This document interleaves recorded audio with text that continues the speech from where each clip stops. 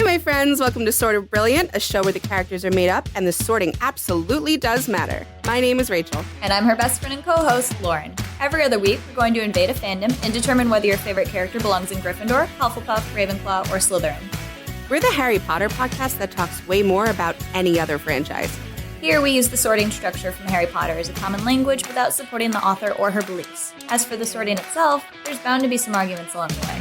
But in the end, we're always right. According to us. According to us. It's the best one. Why is this the best No, one? this is the best one. Don't show favorites. What do you mean, why? Because it goes, Don't show favorites. No, I'm not talking about the album. So good. I'm talking about the intro. Lover. Oh, okay. Folklore. Evermore. That depressed bitch. Oh, man. Evermore, that depressed bitch. We're doing it all today. Evermore. Oh, man. This is like... What a lineup. On the last episode, it was also an insane lineup, but this one is like, it's pretty crazy because the vibes are so wildly different on every single one. By a lot. It's not even a little different. It's by a lot. I feel like Red and Speak Now are like these younger sister albums. Like they're you know, similar, I guess, in vibe. 1989, they're all really poppy and fun. Sometimes there's a guitar, sometimes whatever. All of a sudden here, this is just different. Well, Lover's not too far off. It's not, but I feel like Lover is so, it's such an experiment. It's such a Frankenstein of, well, we'll talk about it, but it's a Frankenstein monster of the houses for real. Which I think is why it might be my favorite. Lover's, I always put it as number one, although me and Lauren both agree Folklore is the best album she has. Like, Lauren still will say she's a Reputation girl, and I'll still say I'm a Lover girl. And I love this one. It's so fun. And I don't think it gets enough credit. People are such haters. They don't like fun and pastel. I don't know why. But they were haters about Reputation when it came out first, They too. were. So. It is a, like, now people love it. Now they're like, I love Reputation. Yeah, I remember them not liking it. It's such bullshit too, because like the vibes are really, really funny because on Reputation it's all like revenge and everything, but really truly it's an album about like the anxieties of falling in love and like all the like fear hiding that from comes the with world it, and and the anticipation of it, and then also some vengeance, right? And then Lover, I think it's a lot of the same. But it's a little bit more loud about it. Like, it's really like, I love you. I love you. I love you. Do you hear that I love you? Because I love you. Like, there's so much, you know, it's like you find your person and there's so much about that. So regardless of if that person's a giant British dickhead or not. He wasn't at the time. Gotta stop painting him with this brush. If he ended up that way, then he was always that way. Okay. All right. That seems like a Gryffindor mindset, but okay. That's correct. It is the only right mindset, actually. It's how I feel. He's just good at hiding it, okay? Whatever. But this isn't about Taylor. Taylor wouldn't This even isn't about say Taylor. That. This is about this secret narrator that we apply to every Well, we know her a little song. bit now, this secret narrator, because we've analyzed 6 of her albums. She's there's 4 different narrators. not very shy. One for each house. About And telling us who she is. the Slytherin narrator is Taylor Swift. So when you get a Slytherin song, it's just Taylor, and there's nothing we can do about it. I'm sorry. Listen, if this was like a Ravenclaw pop star, you have to assume that they all come from a base level of Ravenclaw albums. And that's just it is what it is. So, you know, We realized that there's a song from 1989 TV that we didn't sort, and Rachel and I were like, "Fuck," because it was on the fucking Target exclusive, so it wasn't Which originally the one I texted you about. I don't listen to it often. It's from that movie. Oh yeah, and then yeah, and we Sweeter also Than Fiction. Yeah, sweet, yes, and then there's a couple like that, right? Like there's Renegade, and then there's like Safe and Sound. Yeah. There's all these bonus tracks that aren't technically vault tracks. No, I know, but those ones like weren't even put on TV. I don't think It's not she fair just released what them. she does. Okay, but Sweeter Than it's not Fiction fair. was on 1989 TV, technically. Rachel and I have said maybe we'll just take all of these miscellaneous songs and like sort them in a really probably short, because I don't think there's many. One here today. I don't know if we're doing it. Are we going to talk about All the Girls You Loved Before? No, that was on Lover. No, that was on Lover. She just Sweeter Than Fiction wasn't on 1989. She added it on 1989 TV to, frankly, to make more money. But you know, good for her. We support.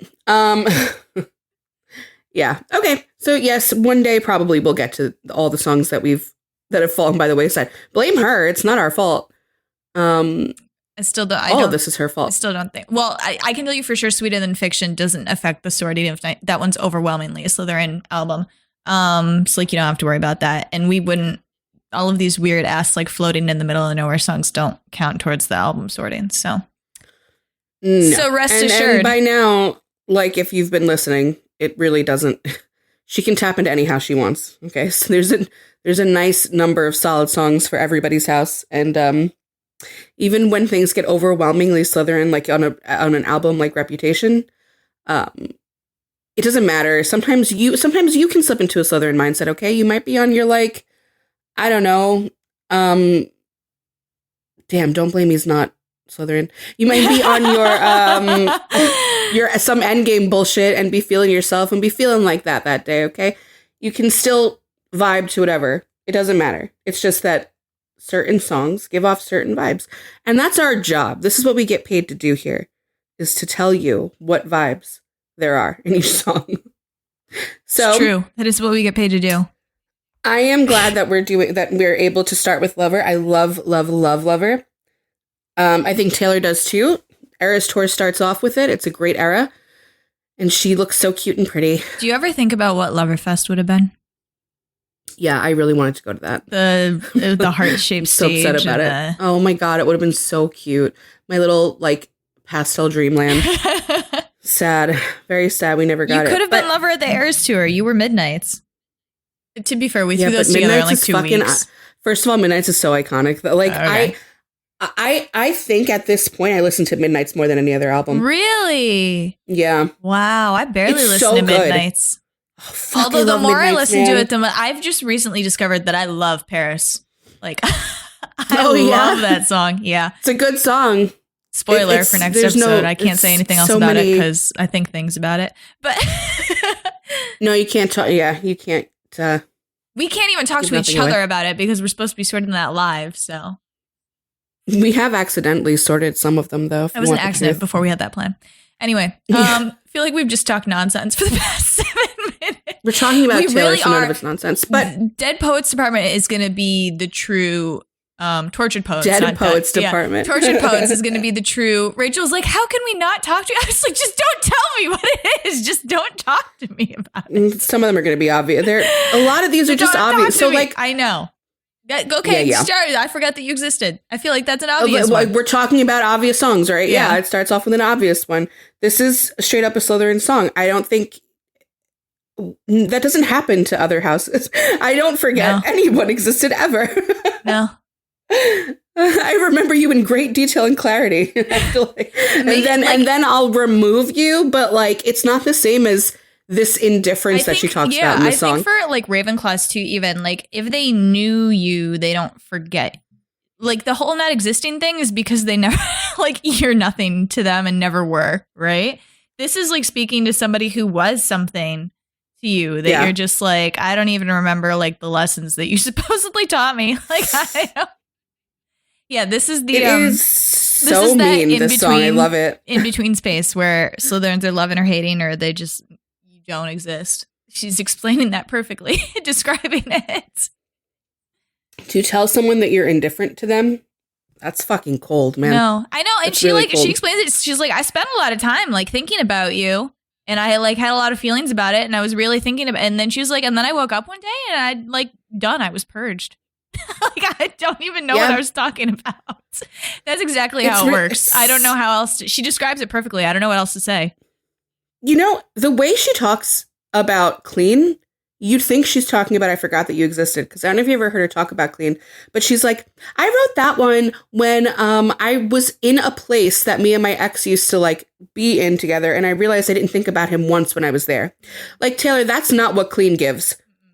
That's not at all what that song is giving off. That's what I Forgot That You Existed is giving off. Clean was like a fight and a struggle and like forcing yourself not to think about a person when you're in a place. Yeah, it hugely is. I know. But I think she really got around to what she was trying to say with this song, because like it's really very much giving like, I know that you were important once, but I can't tell you why now.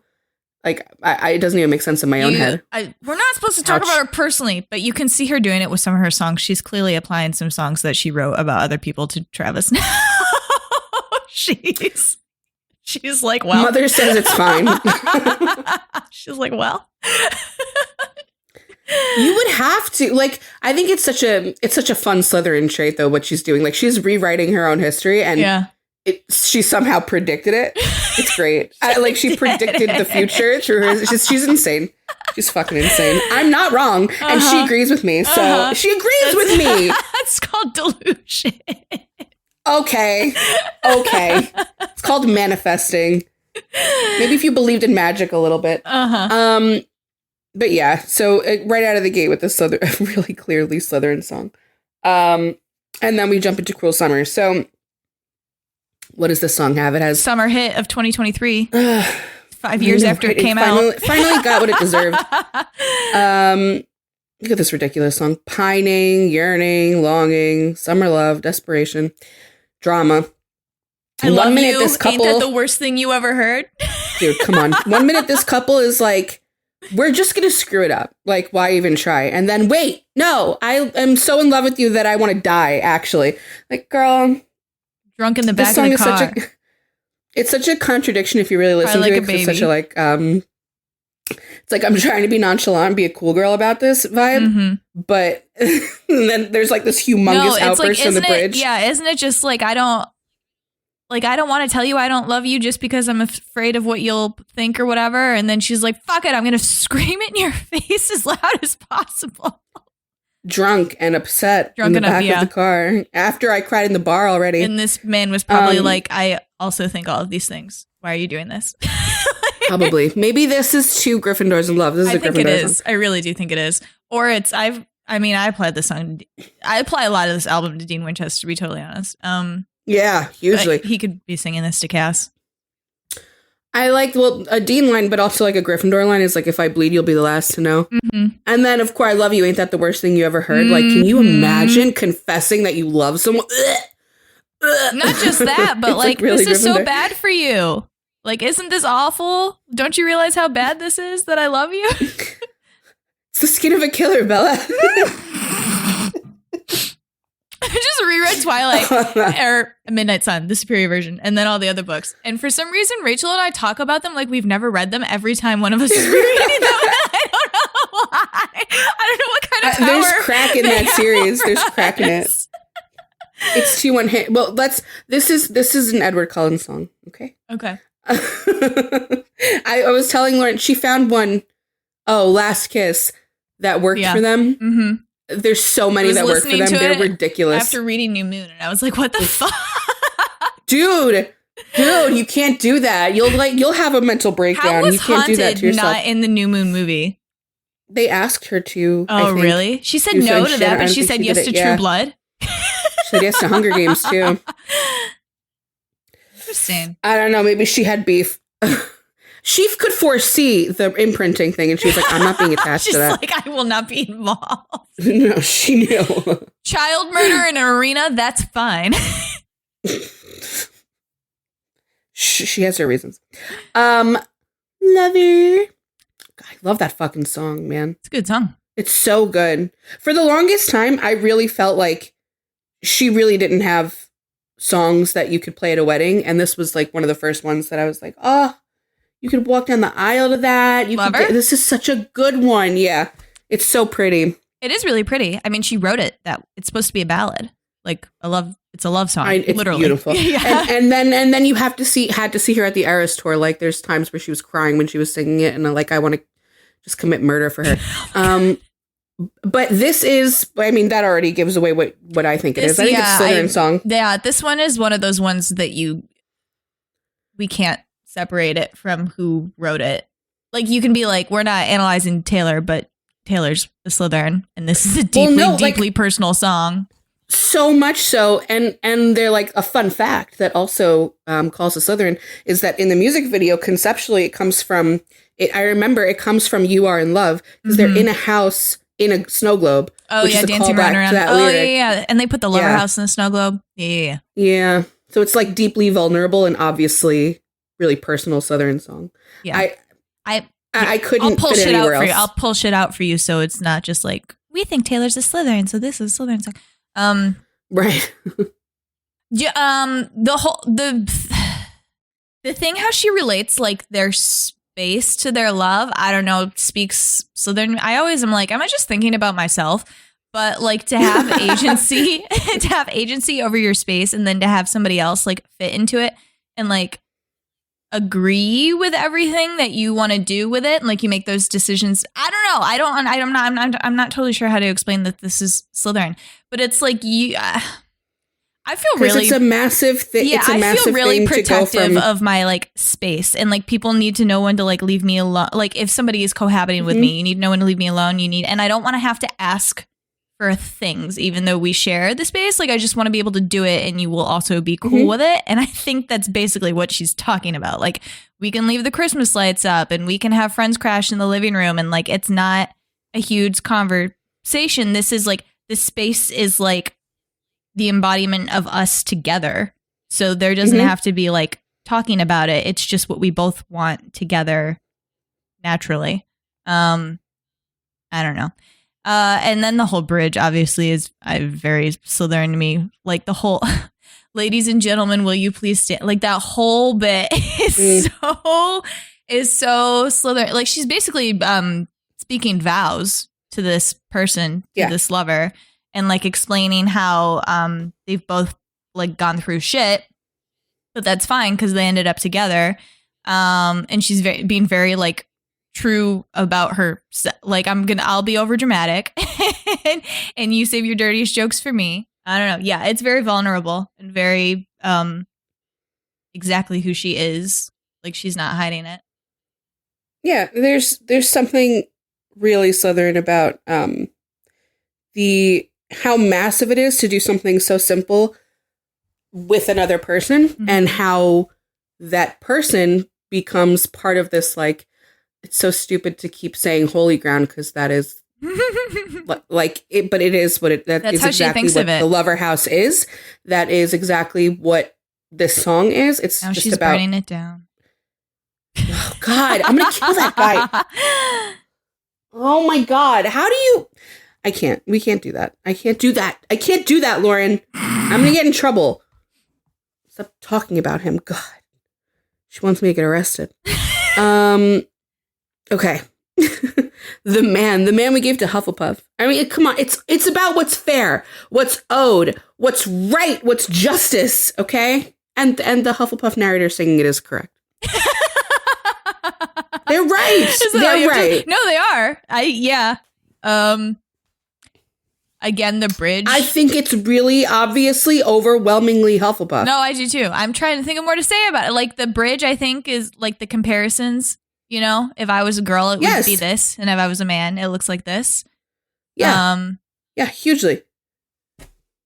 The music video is hugely Hufflepuff too. Like, yeah, it is. Honestly, so is the performance on the tour. Yeah. It really is. Yeah, with the jacket, the blazer. It's just so like, yeah, I know this is overwhelmingly a female experience, but I can very specifically see a Hufflepuff being like, I work so hard. I work harder than everybody here, regardless of gender. I work harder. And yet I'm seeing all the men here get there so much faster. And not only like, do I hustle and put in the work and all that, but I'm so overwhelmingly qualified for what this guy gets, and I don't get it. And the hypocrisy of that. It's literally a song pointing out double standards. She's literally like, look at your double, like shoving them in your face and grinding your face into them and being like, shame, there's something very shame, Hufflepuff shame. about like, yeah, about knowing what you deserve and not getting it and really pointing to it and being like, I deserve better than this, actually. We talked about that a little bit on the last episode about Hufflepuffs and like the confidence. When they know, right? So this song is definitely... That's the thing. I mean, we talk like they're the two like Hufflepuffs belong. They know how they fit into their space.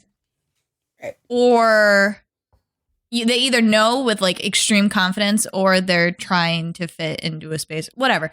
But they are good at analyzing where they fit. Yeah. And this whole song is like, I do this shit. And, I deserve it. And if I was a different gender doing this shit, I would be treated completely differently. So. Yeah. They're right. Up in the archer. This song is the Gryffindor Paradox. This is like about the Gryffindor Paradox. It's actually horrifying for me to listen to.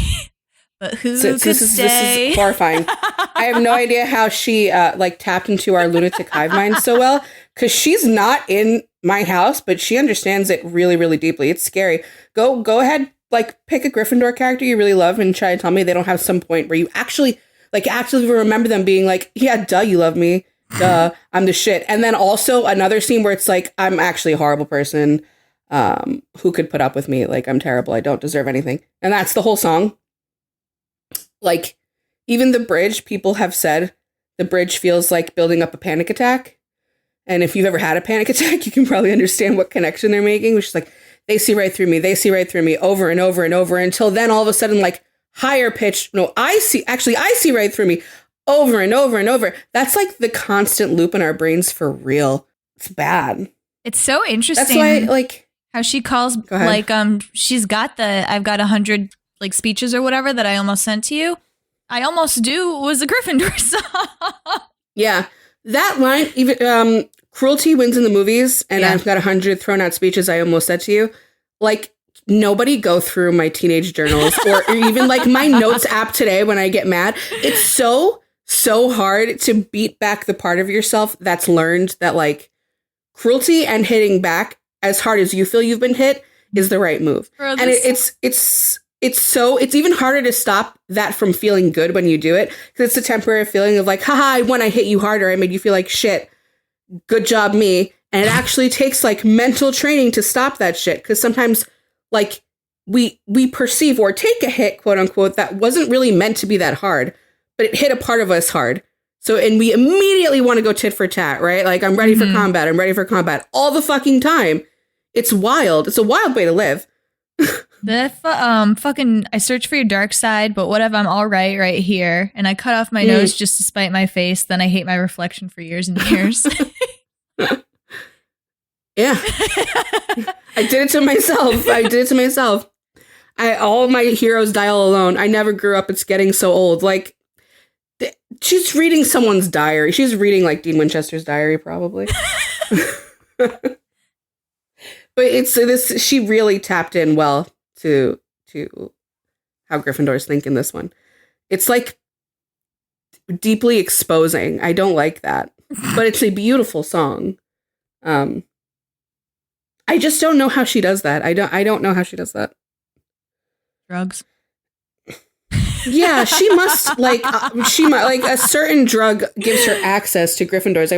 I wonder which one it is. Manic one. Some like stimulant.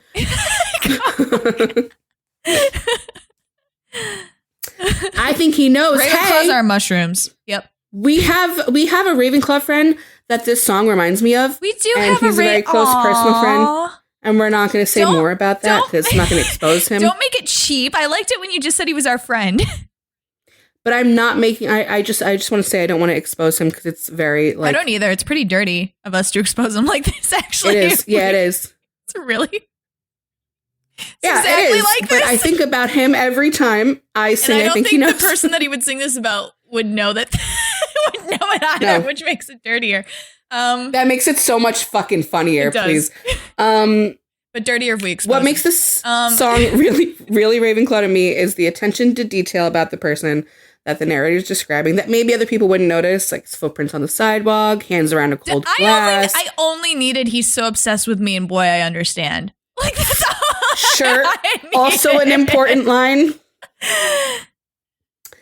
I just like I am an architect. I'm drawing up the plans.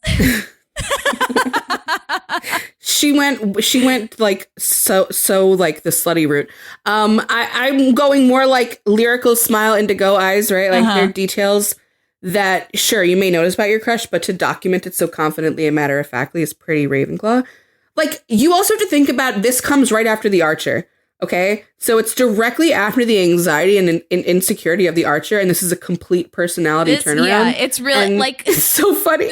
Like the progression, like so they're like they're watching this person, and then she's like, "This is the exact type of person that I like, and I want him, so I'm gonna get him." And everybody else is like, "What are you doing? Like what?" And she's like, "You just don't get it. You just don't get it. I want this one." And they were like, and she's like, "And he knows," which is fun. I have no idea if this guy knows actually, but she's like, but it's like a fun little game because pretty sure he does know, but he's acting like he doesn't know. So I get to play like, oh, coquettish and whatever. Right. It's just a fun little game. And she's like, this is exactly what I want. He's doing exactly what I want. This is so fun. And I'm the architect. Yeah. It's my chessboard. It's like, boy, I understand. Yeah, like, I know you're obsessed with me. I get it. Like, I played this game with you, and that's hard to resist. This song is like only for themselves too, to be honest. I don't think a very that private the person is going to say it. Yeah. It's just like, yeah, it's very private. It's a fun one. I love this song. I think it's underrated. I think he knows. Mm-hmm. Yeah, it's very underrated. I agree. I'm telling you, this album's great. I don't think she's sung it. Is she? I don't think she did it once. Did she? She did it once, right. I think, yeah. I know there's some she hasn't sung. Oh, yeah. All right. Miss Americana in the heart. Literally nobody in the world would have guessed that this would be the opener. Literally no one. No. But it was a good choice. Just it's been a long time. She picked it for the fucking, it's been a long time coming. And then she's like, I'll just work it in for 20 seconds and then go into. She did. So this song's interesting. Like at its core, what it's really about is a transformation, and whether it's like the high school metaphor Taylor was going for, or what it was intended to mean, which I remember it's supposed to be very political, which I think misses the mark a little bit, honestly. I don't think it's very obviously overtly political, but you can still read it as transformative because the person goes from being like on a losing team and experiencing hopelessness. They see the scoreboard, they know they're losing, but they have this one person that makes them feel like, well, we can turn the whole thing around, right? It's not necessarily like, yeah, I'll run away with you, but I want to make a change with you first, right? Like we can turn it around. None of it matters. I can find the courage I need as long as you're with me. That's really Hufflepuff. Really, really Hufflepuff. So that's why I put that there. I mean, I agree. This song was really a lot of vibes for me. There's a certain flavor. I don't know. Yeah. I don't know. Because I know like a character or person flavor? Because I'm like, because she uses the high school metaphor in suburban. Yes, she does. But it's Suburban Legends. Yeah, Suburban Legends. But it's a completely different thing. It's like we're gonna come back to high school and be like, haha, you losers! Like we stayed together and we're great. I wanted to change your high school. We're great. Yeah. This is like this song is essentially like she's the bad girl and he's like the all-American football player, right? Like no, I think she's the all-American girl. She's the all-American, Americana, right? Yeah. Well, yeah, but she goes on to say, and he's the bad boy. Like, oh, at the end, she's a bad girl. So it's a weird song. I'm telling you, she wrote this. She's a bad girl. That's for political reasons, and I'm like, how is this political, Taylor? But I don't always have to agree with her. It's fine. I don't know. I'm not totally sure what I feel like the song is about. I agree with you that it doesn't like ring political to me.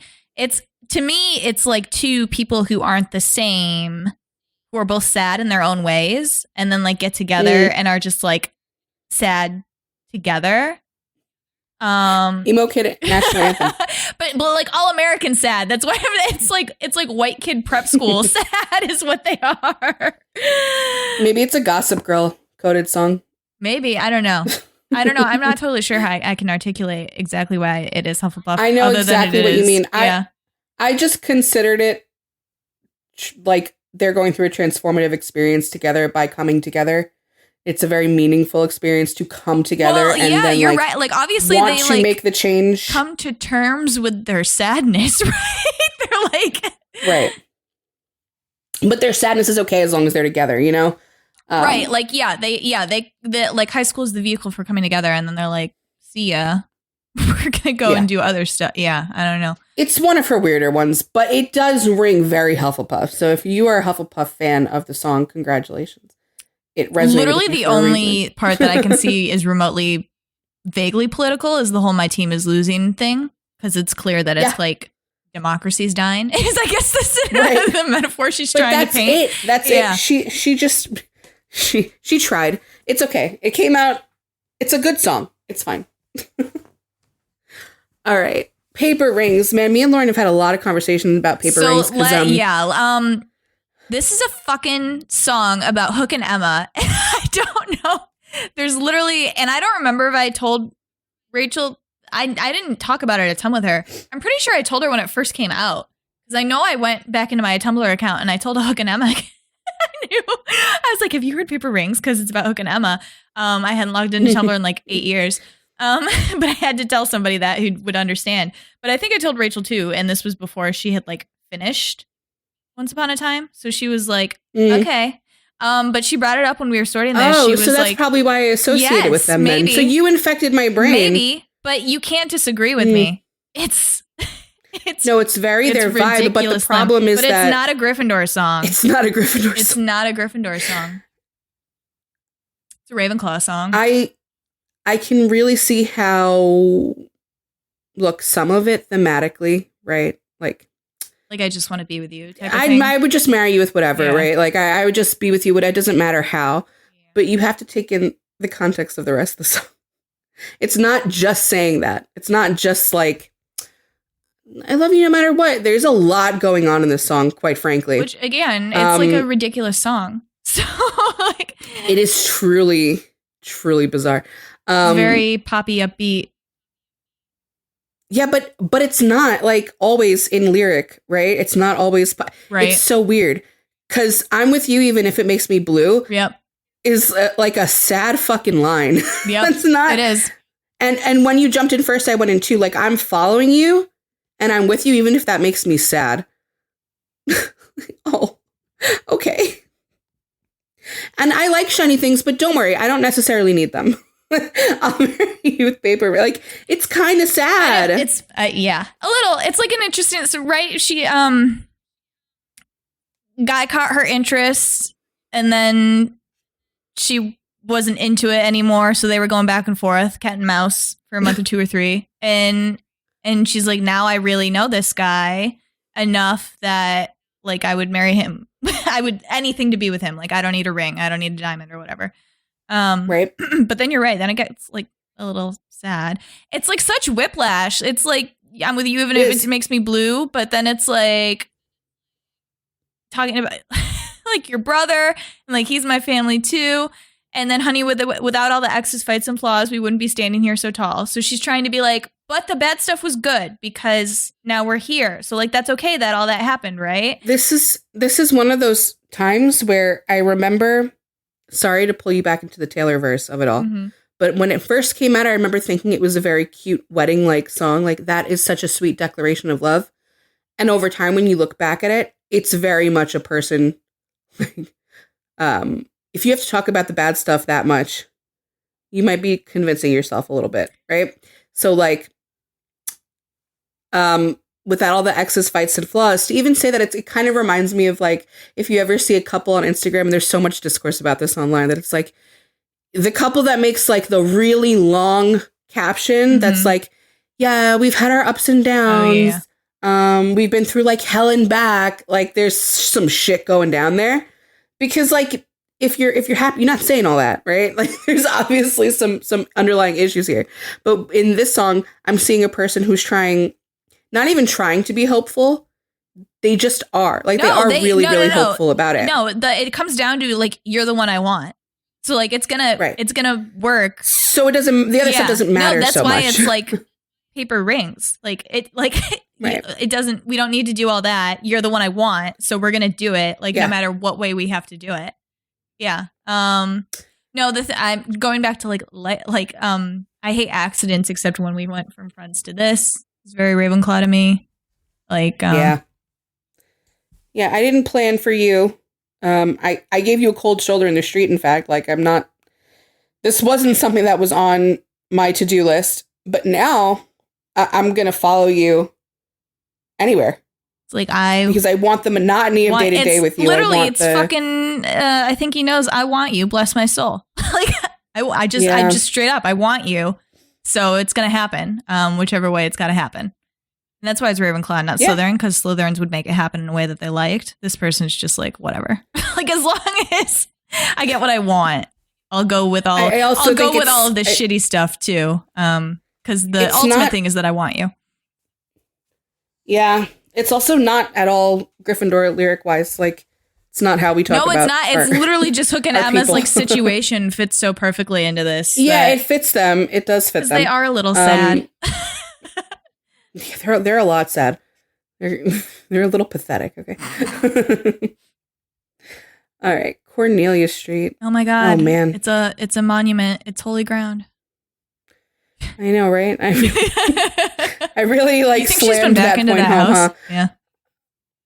Yeah, I don't think she fucking cares anymore, I'm gonna be honest with you. If she ain't lying, she's never walked it again. That's what she told us. She's a known liar. Taylor Swift has been to Cornelia Street many times since. I'm sure it was hard at first. For practical reasons, I'm sure. There's no way around it. Yeah. This is a Slytherin song. It's really personal. It may not. Well, actually, I hope it does seem very personal. I was going to say, it may not seem that way, but I think it strikes you as very personal. Even not knowing who this is a person telling you they took a guy back to a place on Cornelia Street, and that place became their place together because that's where they met. Yeah, and had I literally cannot walk here again without you. Yeah. Yeah. And I hope I never lose you, and I hope it never ends, because I'll never walk Cornelia Street again.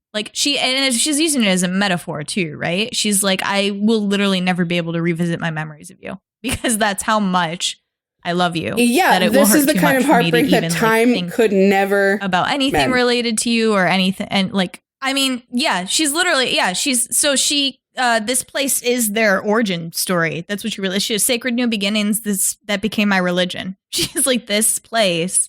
So she uses it as a metaphor a little bit too. She can't even walk back through the memories of this person if it ever happens. She gets into it. She's like, again, a metaphor. I get mystified by how this city screams your name. So it's not even like Cornelia Street. The entire city of New York is starting to be the essence of this person.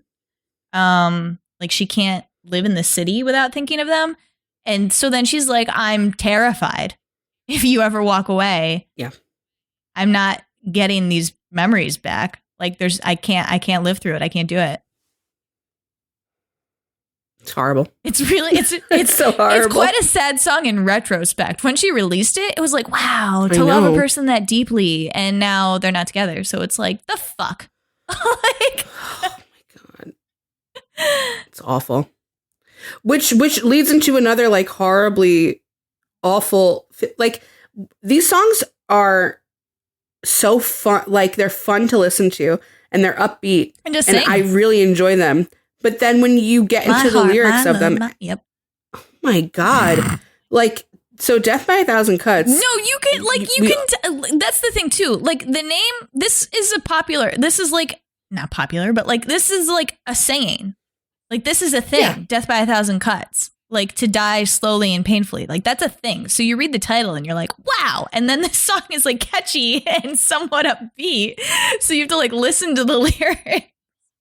It's weird. I think that might be one of the reasons I like the album so much, because it's almost it's poppy and pastel and fun, but it's also really emo when you actually dissect it. And it's hopeful, but it's also this is worse than Cornelia Street in my opinion. I don't know. It's because Cornelia Street's sad in retrospect. This one was this is. Are you kidding me? She's talking about a love slowly dying. And she's watching it die. That's what it is. The love's dead, and now she's. Dying within her. Flashbacks. It's dying within her. They're not together anymore. But that's not how it works for. This is a Slytherin song. That's not how it works for a Slytherin. That it's just oh, you're not together anymore. You feel nothing for this person anymore. Like this is what it is to like let go of somebody who was your person. She's like slowly dying by 1,000 cuts, like piece by piece by piece. This person is like getting let go from her soul. Like it's very painful. Like this whole fucking It's deeply opening. depressing. I get drunk, but it's not enough because the morning comes and you're not my baby. I look through the windows of this love, even though we boarded them up. Chandelier's still flickering here, so she's still got feelings. Because I can't pretend it's okay when it's not. She's just like, I don't feel nothing, no matter how much like outwardly I may be saying that. The bridge is the worst part because she's like, there's not a single part of my body that you didn't touch. Yeah. Or inside and out, like soul as well. And then you just gave up. Yeah, it's dying. You gave up on dying me. in her soul. Like that's what this is death by So bad. I know.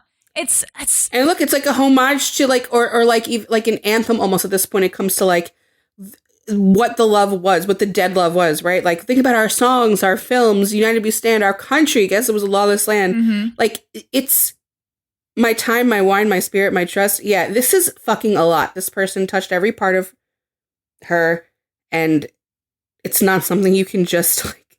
It's not just a breakup. It's not. It's massive. No, it's her soul. It's her soul life. crushing. Yeah, it's dying in her soul. And like that's why it's so she's like it's horrendous. Yeah. I think this is extremely Slytherin too. It gets to the point where you're like, oh my God, your insides are you're like dying inside slowly, and you get so caught up and so like deep into it, and it's really a painful thing that it's like I asked the traffic lights if it'll be all right. Like that's and when you think about it, she wants it to turn red or green so she can just be like, that's the answer and I can stop doing this to myself. It's very fatalistic. I know I said earlier that maybe that was a Slytherin thing, and I think it might be a little bit but the traffic lights say, I don't know, because they got 3 colors, right? It's turning all 3 colors. So she's like, there's no answer here. Yeah. I have to continue to slowly kill myself. Yeah. Yep. And she's still like, if the story's over, why am I still writing pages? Mm-hmm. Like the not being able to let it go is also very Slytherin. Like it's over, it's over, but the constant harping and like torturing of yourself strikes really Slytherin to me. No, and because this is from a person too who's like, it's not supposed to be over. Like she doesn't want it to be. Right. So she's like, I didn't want that. So this shouldn't be a thing. Like this. Yeah. Yeah, it doesn't make sense almost. It's like why is this fucking happening? I didn't make this decision. So Bella Swan song. If things could just don't say that. She doesn't deserve this song. Sorry. I know, but however, also he she really did not let it die much. in her soul. She fucking hallucinated herself Yeah. to making her boyfriend talk to him. That's we'll find a better one for Bella. You're right. We'll find a better one. Oh, Bella Swan. God, that song was really. Listen, it's nothing compared to some of the ones that we're going to get into on Folklore and Evermore. Uh-huh. But anyway, London Boy, we gave to Hufflepuff. Lauren had a really good explanation about a Hufflepuff. So I actually gave it to Gryffindor. I gave it to Gryffindor first, and she was like, no. I don't remember what. I hope you remember. It was something about, just for your explanation wise, let me see if I can remember what you said. She's making fun again. I remember now. There you go. Yes. Yeah. You can tell from this song. It's a little bit like Blank Space or like some of the overdramatic stuff she did in like Reputation, where she's like, if this is how you think it is, then that's because I can't bring Taylor into it. Yeah, but she also she means it's sincere also. No, it's sincere and satirical at the same time. But you can tell, like, okay, we are bringing Taylor into it. She had a reputation at this point for dating guys from England, right? So everybody was kind of be like, oh, like American Boy's not good enough for you. Taking Taylor out of the equation, you can still see that in this song because she has this. Oh my God! First of all, nobody is fucking hanging out in Shoreditch. She's not. Excuse me. She's not talking about that like it's a fun thing. But you can see the obvious one when she's like, "Give me a gray sky." or any cab ride. Babes don't threaten me with a good time. Like that. She's like, ooh, rain, taxis in the public space. Don't threaten me with a good time, bro. Yeah, it's very, I mean, I think it's helpful. It's helpful too, because it's like, I love a lot. Like, I know what I like. I like all these things. Mm-hmm. Like, I know how I fit in with like the London crowd. I like it, I like that he likes me too, right? He likes my American smile like a child when our eyes meet, and then she's using his lingo. Oh yeah, I fancy you, right? Yeah. And then she does that little like making fun thing. She's like, "Oh yeah, all you people who don't understand my love for London boys, I love the rain. I love taxis." But, so if you look at it specifically from that lens, yes, but when you get into the sincerity of it, because I do think it's also a little sincere, she is trying to fit in with the person. She is trying to like fit into this space and say, "I like the things you like. I really do." Like I'm still an American. Like some of this is silly to me, right? Like some of this shit is a little bit silly. So even saying I fancy you with an American accent, like that's silly, haha of me.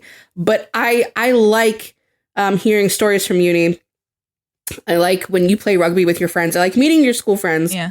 Like that is where I get the Hufflepuff. This is one of those songs where you can even hear it in the way she sings though. Like the way she goes, they say home is where the heart is, but God, I love the English. Like she's being like, she's being very like, petty isn't the word, but she's being like nya about it. She's like, oh yeah, I'm a good little Tennessee girl, but God, I love the English.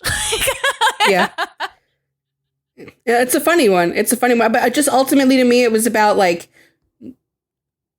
even if you don't naturally like what your partner likes, it's a person who's trying so hard to enjoy it, and poking fun at them a little bit, and poking fun at the whole, like all of it a little bit, like what people say about you for sure. But, it's the sense of like, I can fit here. I can like these things. I like them because they're a part of you. And that's really Hufflepuff. No, she hasn't sung that one. I hope she does the TikTok remix. With So Long. People were saying she would mix it with So Long London when it comes out. I love a football play. Enjoy nights in Kansas. And the eagle sound, that's the one that she needs to do. It's so fucking good. We are skipping Soon You'll Get Better because that's too deep into like obvious personal reasons, and we're gonna go right into got False confused because we hadn't said when we skipped the other ones. False God. Sorry, I just know this album really well. Oh, okay, that's fair. It's Rachel's favorite album. I do love it. When we started sorting the song, Rachel said, "Don't give it Gryffindor." I was like, I was never going to do that. No, because I don't want to always be tied to the worship songs. Like, I don't want us always to be pathetic. Never thought that. Good, this is a Ravenclaw song. And I was just warning you. Okay. It's like, wow, I haven't listened to it enough times to know.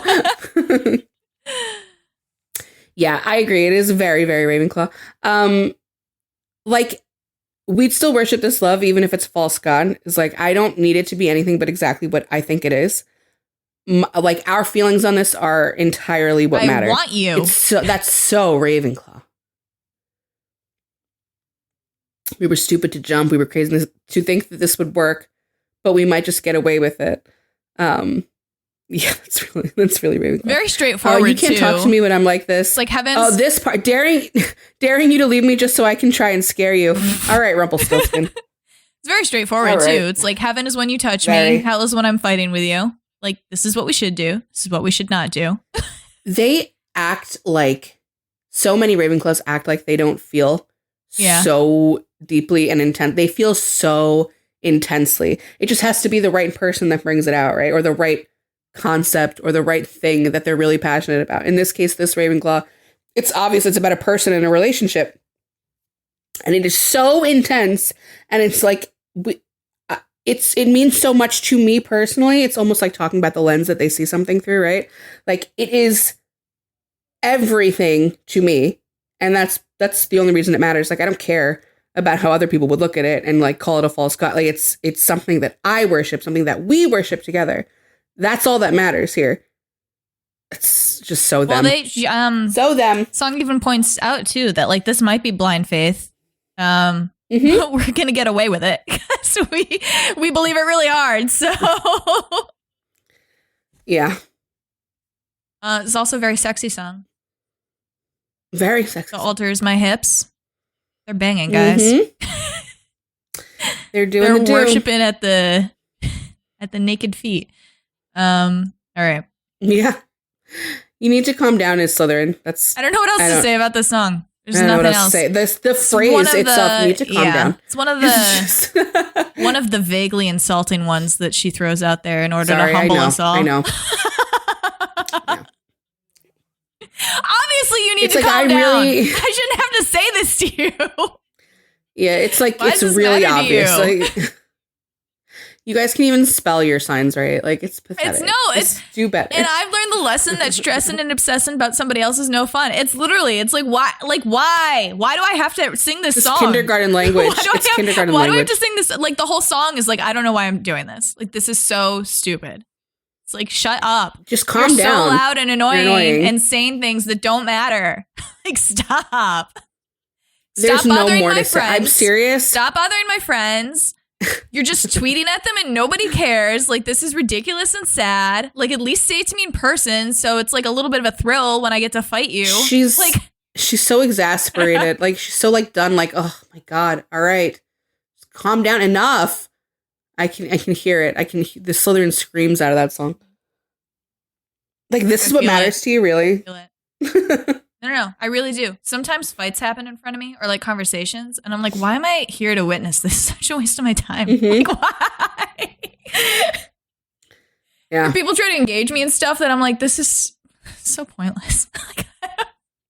I don't want to do this. Can you just calm down and stop? Thank you. No, and other houses will pretend to engage you, and I'm like, I don't have the energy for that. Yeah, they will. I don't have the energy. I'll pretend to engage people. Yes, you will. I do it all the time. Afterglow is... This is Dean Winchester's song. Gryffindor.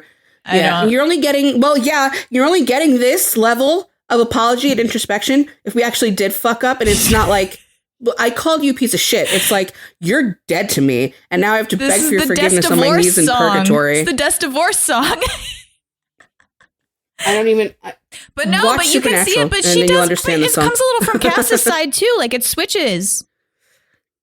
Which part? I think it's so excruciating to see you low, just want to lift you up and not let you go. Is a little bit like Cass. No, I still read it from Gryffindor what he did. It can be. But I can read it. If you make it like, if you do it about Destiel, you can do that. No, that's what I'm saying. That's like, that's Dean being like, I did that to you. And like, I know. I have to look at it. Oh God, I have to look at it. No. That calls back to some of the shit that I was saying before about how it's like, if I go tit for tat and I hit you as hard as I can, it's going to feel so good until 5 minutes from now when I really think about it. Better not think about it. Oh no, I thought about it. And that's how you get Afterglow. Island punished you with silence. Went off like sirens, just cry. Why'd I have to break what I love so much? It's on your face. Don't walk away. Oh, Jesus Christ, man. I guess she's tapping into the hive mind. It's horrible. It's all me. I burned it down. Tell me that you're still mine. It's not what I meant. Tell me that we'll be just fine, even when I lose my mind. I didn't mean the words that came out of my mouth. But also tell me that it's not my fault. To believe. Yeah. And even though I said you're when I break your heart, piece of shit. Yeah. Even though I am hurting you so bad, can you just like validate me a little bit so that I don't kill myself? It's all in my head. I'm the one who burned us down. Is just extremely Gryffindor. Like, yeah, you made this problem, and then you screamed about it. And then when the person was like, this isn't a problem, it's not a big deal, you hurt them grievously. and now you gotta come back. I like to think that Afterglow speaks directly to the next Gryffindor song, where after they've gotten the tantrum out, they are back to the other side where the person forgave them, and they're immediately like, I know I'm a handful. I know I don't think before I jump, and I know everyone loves you and wants you, right? Like, and I know I went crazy. I know. But like, I'm like a rainbow with all the colors. Okay, you're not going to find anyone else like me, actually. So I think that Afterglow leads into me, and I think that it's another Gryffindor song, but I think it's like where the person was just really vulnerable and like, okay, it was all my fault. And now we need to get back to you like telling me that I'm all you want and you still love me because this is why you should. Okay? And then me is a whole testament to that, okay? It kicks off, I promise you're not going to find nobody else like me. Nobody. They don't make it like me anymore, okay? I think starting the music video with them arguing in French. Perfect. Over the cats. Absolutely perfect. All you needed. It's so good. I know I'm a handful. I know I don't think before I jump into things. And I know that I went crazy on the phone and I don't know leave there's shit better alone. people out there, but there aren't. But there aren't. That's the thing. Like there's cool chicks out there, okay? But they're not me. You need to understand that. There's only one of me. How can I make that more clear? He he he. It's so both verses, right? And it's two people talking to each other. So this is just like a Gryffindor romance. It's insane. Rip. I'll never bore you. Was fun. It'll never be boring with me, baby. I don't understand why this song gets so much hate. People don't like fucking fun. It's fun. It doesn't need to be so hugely deep. Like, it's just a fun song. Strike the band up. 1, 2, 3. Okay? Can't spell awesome without me. So good. I love this song so much. I love it. I love it. Everyone was like, I better not get me as a surprise song. I was like, I hope I get me as a fucking surprise song. It's so good. But yeah, it's just Gryffindor. I don't know what else to say. It's like really, really us. They made her remove that line, which I'll never understand. Me neither. Stupid. I don't know why. I don't know. I don't get it. I truly don't. Because people are stupid. The problem was. Because people are fucking stupid. What was the contrived problem? I don't even know it. Taylor Swift did something on a Tuesday. I don't have to bitch about it. Why would she? Stupid. It's nice to have a friend. This is genuinely my least favorite Taylor Swift song ever. So that's why it's a Hufflepuff song. She hates you. No, that's not why. It's just too simple. The story is too boring. Okay, and it's fluff. And that is boring to me. Okay, I'm not saying if you are a reader of fluff. It's like, tell us how you really feel about Hufflepuffs. No, you're right. If you're a lover of fluffy things, good. If that's what you want in your romance. It's not for me. Okay, so this is a cute song that's just telling a story. That's it. And we've already said multiple times her story songs are really Hufflepuff. It's friends to lovers. Right. There's no enemies to lovers or whatever. There's nothing saucy here. She went back to her not analyze. She went back to her cutesy Hufflepuffs. It's just nice to have a friend there. I just don't understand what she's doing. Throughout my whole life, this person is my friend. In high school, and we get married. It's really nice to have them there. That's it. That's what it is, and it's Hufflepuff to like the most insulting degree. This would be one where Hufflepuffs would be like, "What the fuck?" No, like this would be their like. Fucking shake it off. Like what? Like why does this even need to be said, Taylor? Yeah, we do this shit. We like people. What's your problem? It's also so short. Yeah, it is. What's going on here? And the whole thing is just it's nice to have a friend. She's really got any. It's not. Look, okay, slightly deeper. It's nice to like marry your friend, right? It's nice to be friends first. Okay, the importance of being friends first. That's not something the other houses always do. So, and she's saying like it's nice to have that person throughout your entire life. Like no matter the capacity, they're always going to be your friend. Yeah. That's all we have to say about that one. Daylight we have as Ravenclaw. So, oh my God, there's so many Ravenclaw lines in here. Oh my God, there's so many lines that I've crossed unforgiven. I'll tell you the truth, but never goodbye. Damn. That is so Ravenclaw. I don't even know where to begin with that. I'll tell you the truth, but never goodbye. I'm going to tell you exactly what's on my mind. You're going to take it. Well, I'll never leave. You're not going to leave me either. This is just because you're going to understand this is the truth. Okay. And I know that that's going to happen because I've crossed a lot of lines unforgiven. I don't care. I might be interpreting it all really wrong. Like, not how she wanted it presented. Well, but sorry. yeah.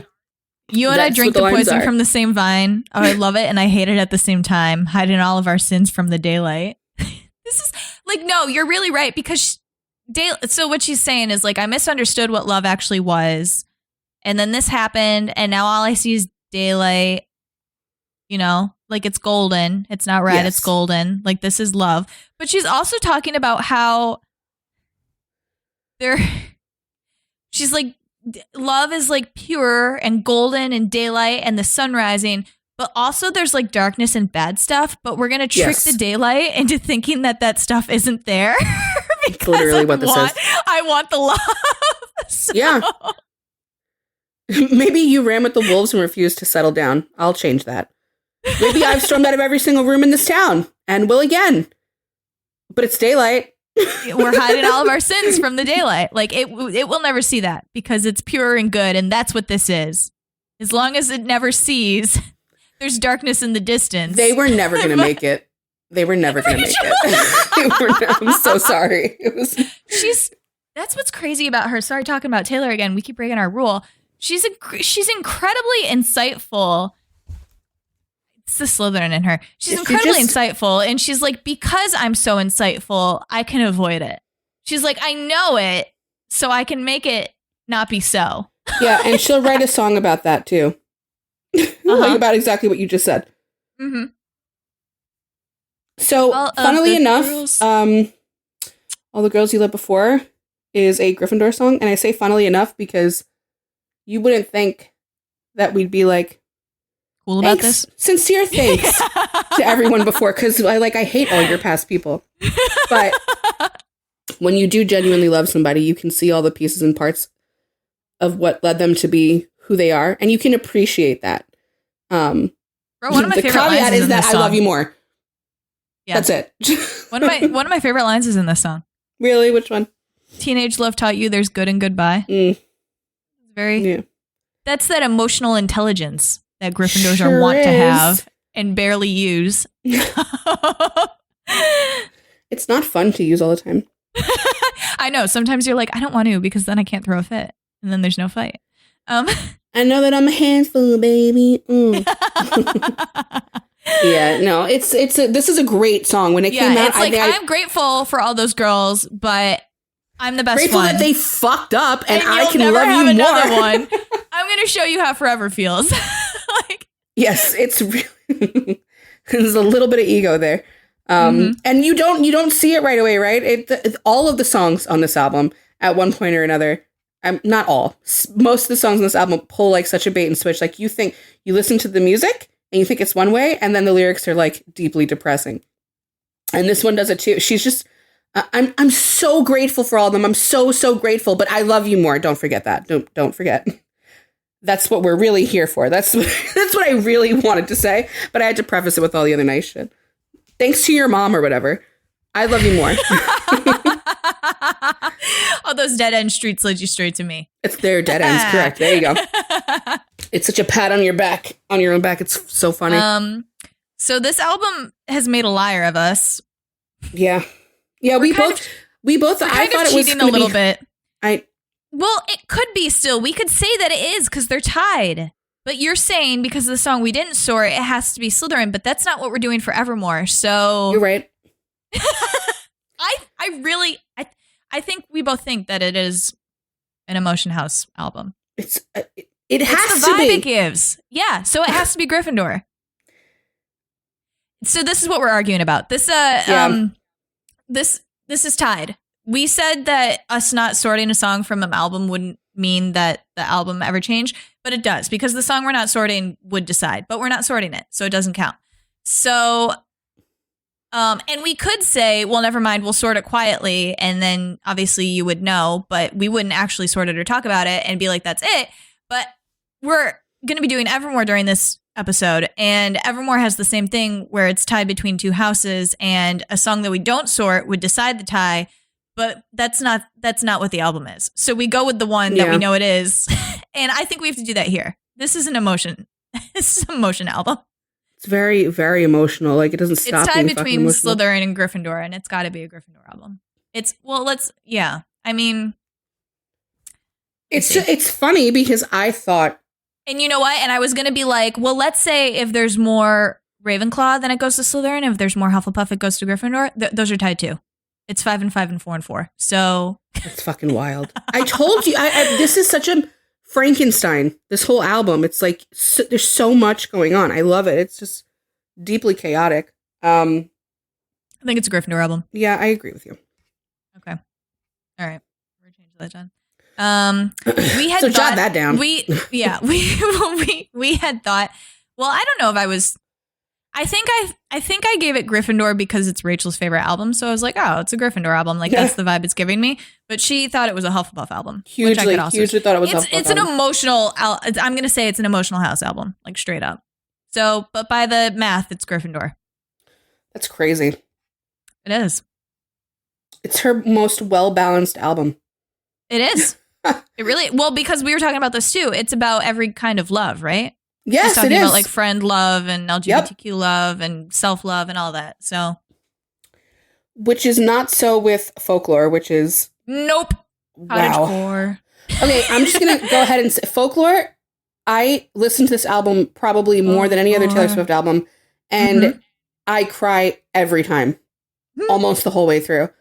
Like, wow. Bonus points if it's raining. Like you gotta go to a cottage in the woods and play it on like a vinyl. Dude, yeah. This album is so fucking beautiful. I cried. It's her best album. Rachel and I agree. It's neither one of our favorite albums. It's her best album. It is the best piece of art she's put out thus far. I will say Torture Poets Department might be incredible. I'm sure it's going to be incredible in its own right. This album is so hard to top. It is gorgeous, like from the music to the production, all of it. And so it kicks off with a Slytherin song. You got a huge. She can't help herself. Did I? She can't help herself. I already said it. Mm-hmm. Well, now you can talk tell about it again. So Folklore dropped out of nowhere in 2020. And there's this guy from college where we never got, we hung out a ton and we both clearly liked each other and it was just never the time to start something, and then it never got to happen, and then I moved out here and he stayed there and whatever. Now we send random texts if we remember each other's birthdays. We don't talk anymore at all. And we weren't in 2020. It was random sporadic shit. And I did tell him to listen to this podcast. I don't know if he ever did or still does, but Rachel is terrified. This is making my hands sweat. This is making me so sweaty. The album came out and I listened to the one and I was like, oh, that was my situation with Ryan. I said his name. So I sent it to him. I want to throw up. She sent it to him. And I told Rachel these are supposed to be secrets. Like, what did you do? I just couldn't believe she actually did it. I couldn't believe she actually did it. I was like, do you you're think kidding. that the one that Taylor's writing about doesn't know? Taylor absolutely told him. I think that she's insane. I don't know. You're not. You're both fucking crazy. Look, she's worse than you for sure. She's definitely crazier than you. But this was pretty fucking crazy. That was pretty Taylor-ish behavior of you.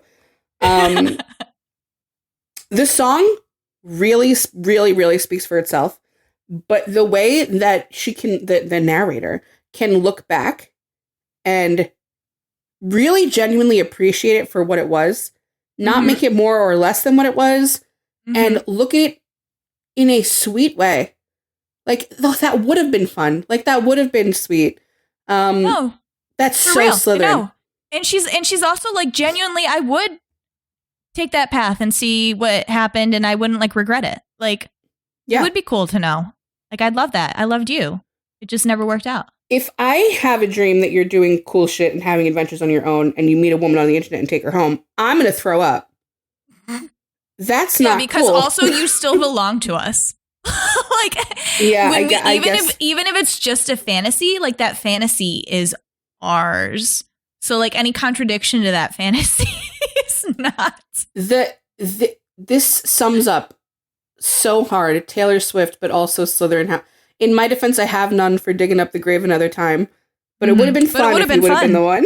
It would have been cute. You know you're beating a dead horse. Like, there's no point talking about No, like, and it's also this too, that she's like, I persist and resist the temptation to ask you if one thing had been different, would everything be different? She's like, I really shouldn't bring it up to them because like they've got their own life now. Yeah. So, but she constantly, she's like, persist. I constantly think about asking you and then pull myself back and go, that wouldn't be great now. Yeah. But she's like, but if one thing had been different, would everything be different? Like, she's really like, I would have tried it. Like, you know, the song is crazy. It's beautiful, but it's crazy. I love this song, and I obviously connect very hard with it. So. Yeah. I do not, but it's beautiful. I love it. Just the way that she's like, we were something, don't you think so? Like in our 20s, just hanging out. She's like, we were great. You know what's real funny? Even funnier than all that. She doesn't actually need the person to respond. No, I know it in my head already. Like, it would be cool if you validated me. I'd love to talk to you about it, but I already know. Like, all right. Okay, if this person came back to her when they were both available, she'd do it. Yeah, why not? Yeah. Cardigan's a completely different vibe. Cardigan. Guess what, guys? You're going to get to hear us sort and analyze fictional characters because we're allowed. And Taylor wrote us a little story. She did. So, first of all, you've got the love triangle between Betty, Augustine, and James. And James is such a dick. Like, hugely. But what the song... Betty's my favorite song. Oh, man. I, like, just totally got such brain fog. The song correlates to the character's house. Like, we've sorted them. Oh, yeah. When we started sorting...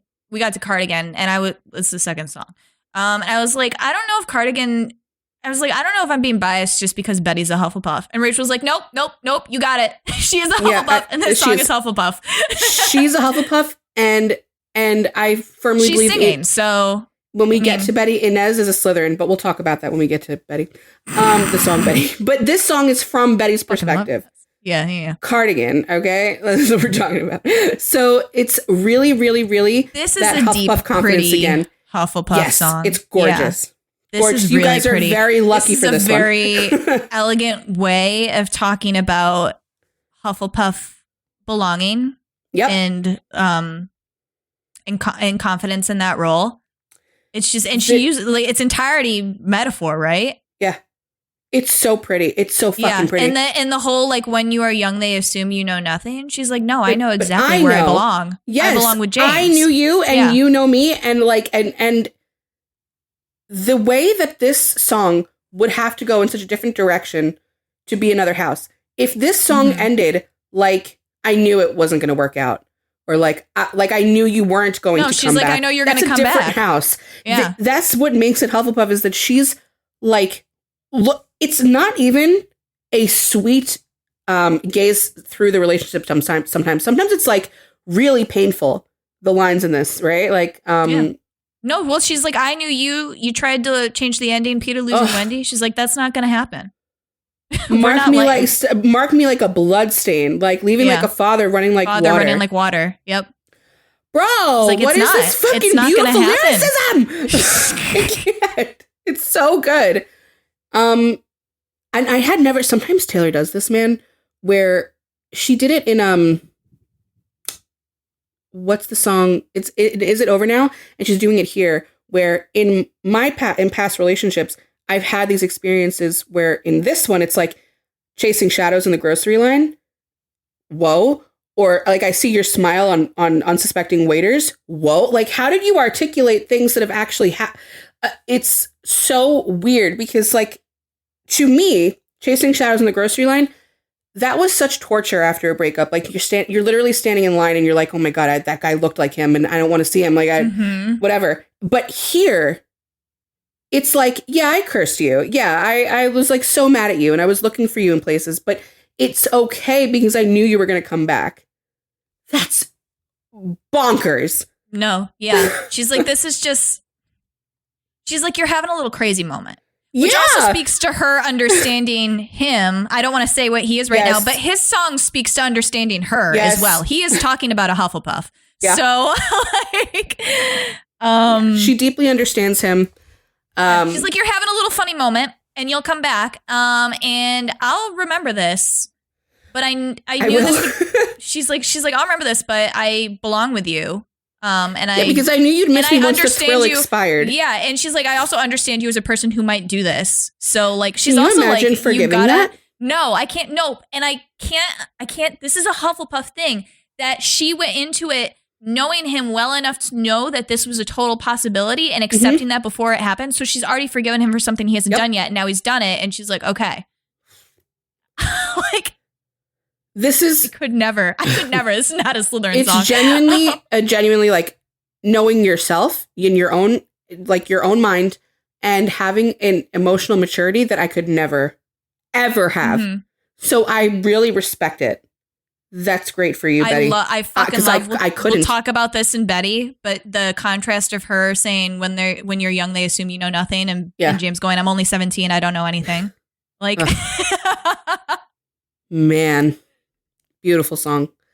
Last Great American Dynasty. I have always it's just immediately goes to Slytherin. First of all, it is about Taylor's life, right? Like it's about the house she bought, so you have to immediately be like, this is like history that she loved and whatever. It didn't have to be Slytherin though. That like like the way that you connect to the history of the house. It didn't have to be, but it really is. But it's the way that she connects to it, right? Like Rebecca was this like nobody. She didn't fit in and she was loud and she was ruining the neighborhood. Right. And Taylor's like, now I've shown up to complete this dynasty. Now I'm the loudest woman you'll ever see. Yep. And it's so proud. Like it's funny. It's kind of like the songs I guess Lauren has pointed out where it's sort of like that, where she's poking fun at things, right? Like where, oh yeah, it must have been her fault his heart gave out, right? Like the doctor told him to settle down, but it must be her fault. And all the town is like, how did she do it? She's pointing to that double standard, but in a Slytherin way, not a Hufflepuff way. Yeah, very much so. And even the chorus is like, there it goes, the last great American dynasty. She fucked it up. Yeah. It's all got like, no, exactly. She starts it out like obviously the way she's describing it is like, this was not great. Like these people are indulgent and like selfish and shitty, and they're shitty to Rebecca. Like Rebecca gave up on them and flew in all the bitch pack friends from the city. So and it speaks to Taylor. I'm like, I know we're not supposed to, but you could say, if you don't want to say Taylor, you could say narratively, this is another woman who is in a similar position where she's constantly judged, blamed for things she doesn't do. And so it feels really symmetrical to like come back around to being owned by a person, the Holiday House being owned by a person who can really relate to that. So I love the bridge because it's like they say she disappeared and she was doing all this crazy shit like throwing rocks out at midnight, stealing the dog, dying at green, and then for 50 years it was quiet and everyone thought it was all good again and there's no mad women here, and then I bought it. It's so good. I love it. She's like, who knows if I never showed up, what could have been? But now this is the way it is. So. Boring. You're lucky I did. Oh my gosh. I'm so traumatized with Exile because my husband was doing a TikTok one day and I had to sort Taylor Swift songs and I confused it with another song that starts with E. And I was like, I don't like Exile that much. You can rank it low. And I like this TikTok. Keeps me up at night because I deeply love Exile. Rachel, I love this song. I saw that TikTok. I randomly get George TikToks and I watch them because I'm like, Rachel's there in the car with him. And I saw you do that and my jaw dropped. I was like, so what? That is... You started hitting him and screamed, don't post it. So upset. He doesn't care. He's a Ravenclaw. And so is the song. Speaking of Ravenclaws,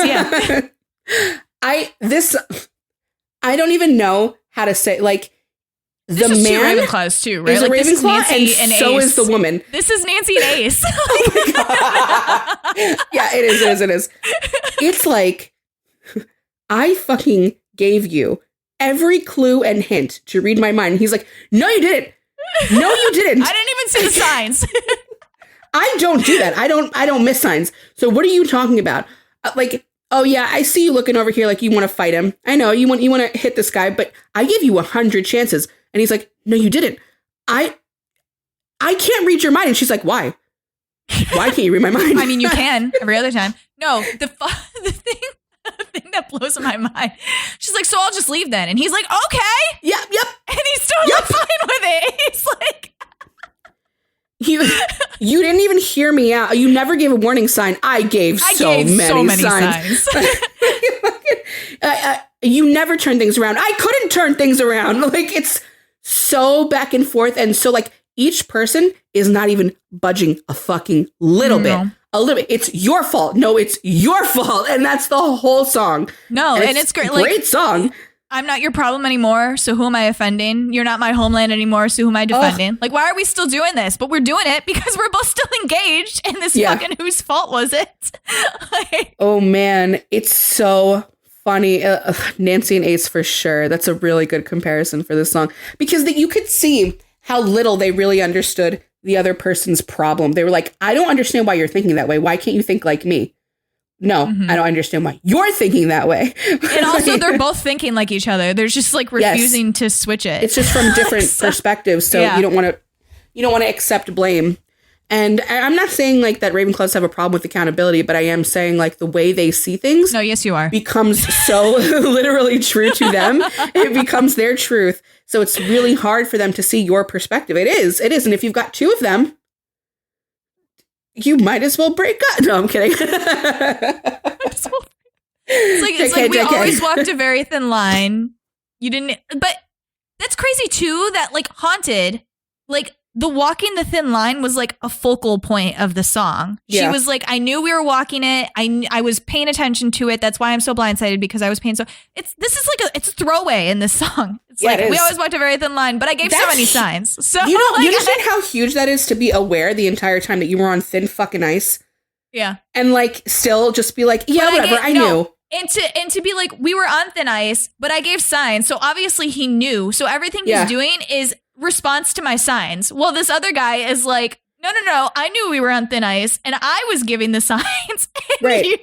Right. So they're like talking to each other, but not. It's crazy. It's actually insane. And also the title of the song, just to exile someone, that's so Ravenclaw too. It's like, it's not just like they removed each other surgically from each other's lives. No, but it's not even just that like they exiled the other person. They exiled themselves. They did.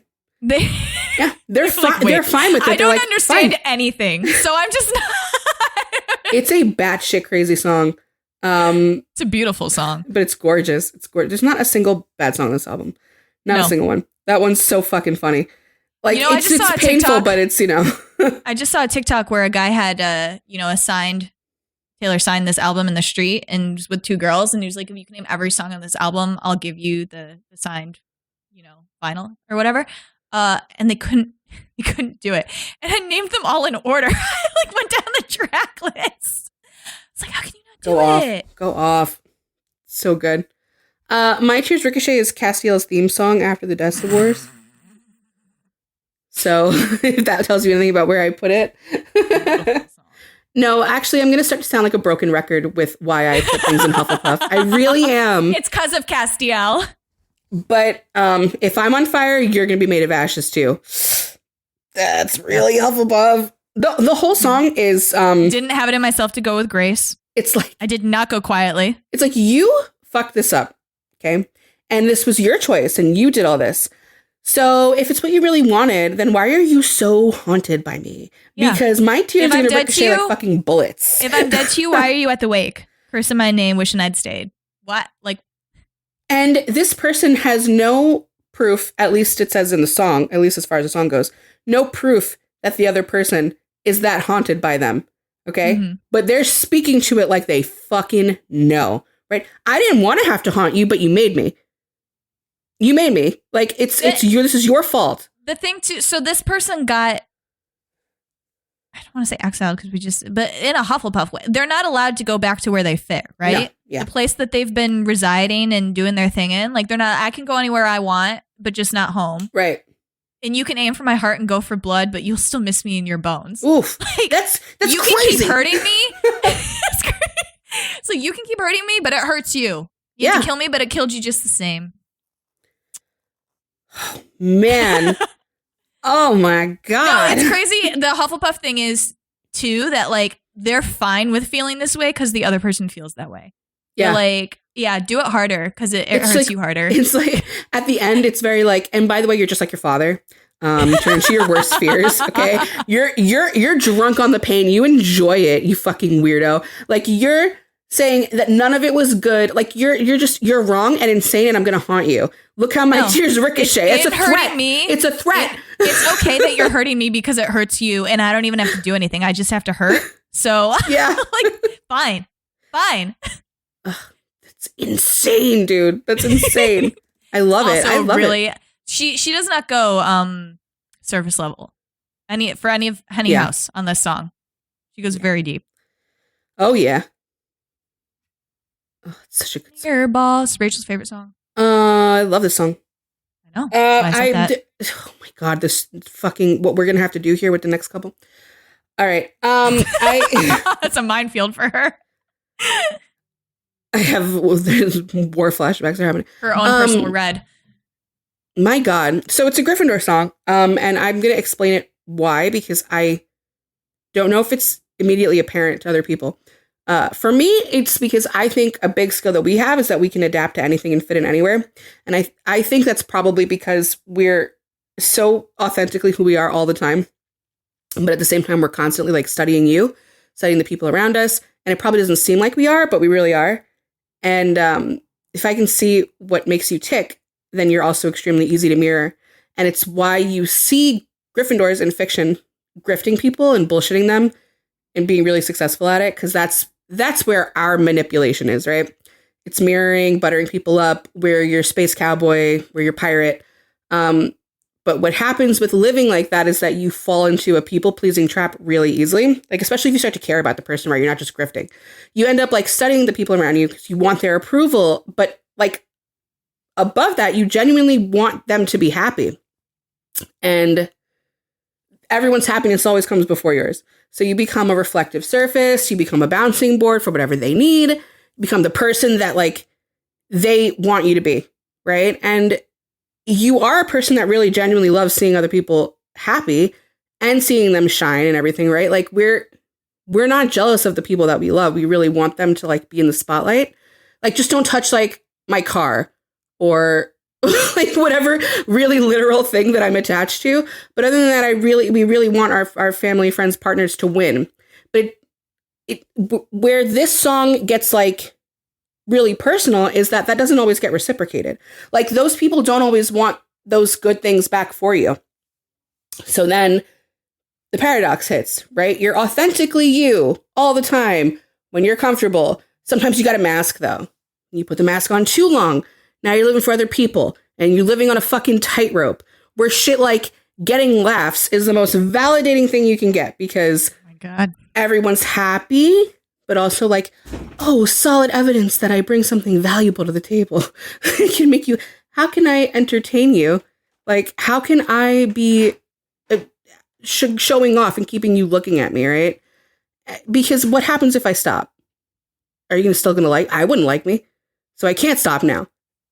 That's my fucking insane analysis on this song. I don't know. I don't have anything to add to that. Really? Like absolutely nothing.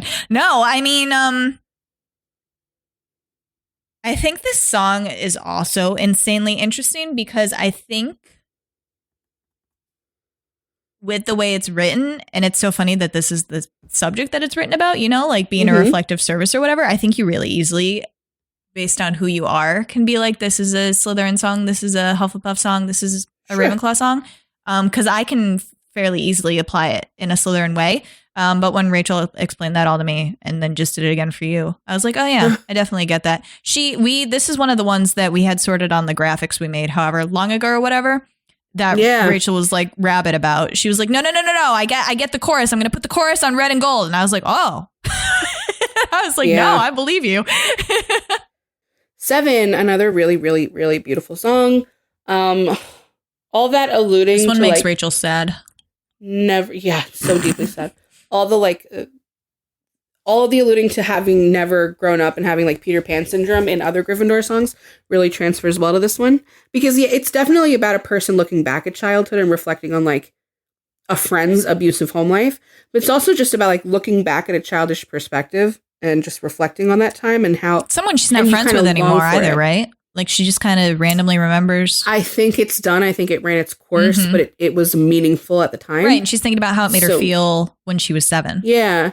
And how that the feeling is like everything was so much more than it is now. It was so much easier through the lens of a child. Like, oh, your dad's mean to you. Okay, come live with me. Let's run away. Moved We'll to be India. pirates. Yeah. Like, yeah. And I can believe in all that because I'm 7 and my life is peaking here, right? I'm free and confident and I can run and scream and High in the sky with Pennsylvania underneath.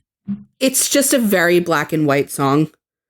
And it's just really, really all of those feelings and all of that weird longing and yearning doesn't always have to be for a romantic partner, but it does strike me deeply as Gryffindor. So yes, another Gryffindor song.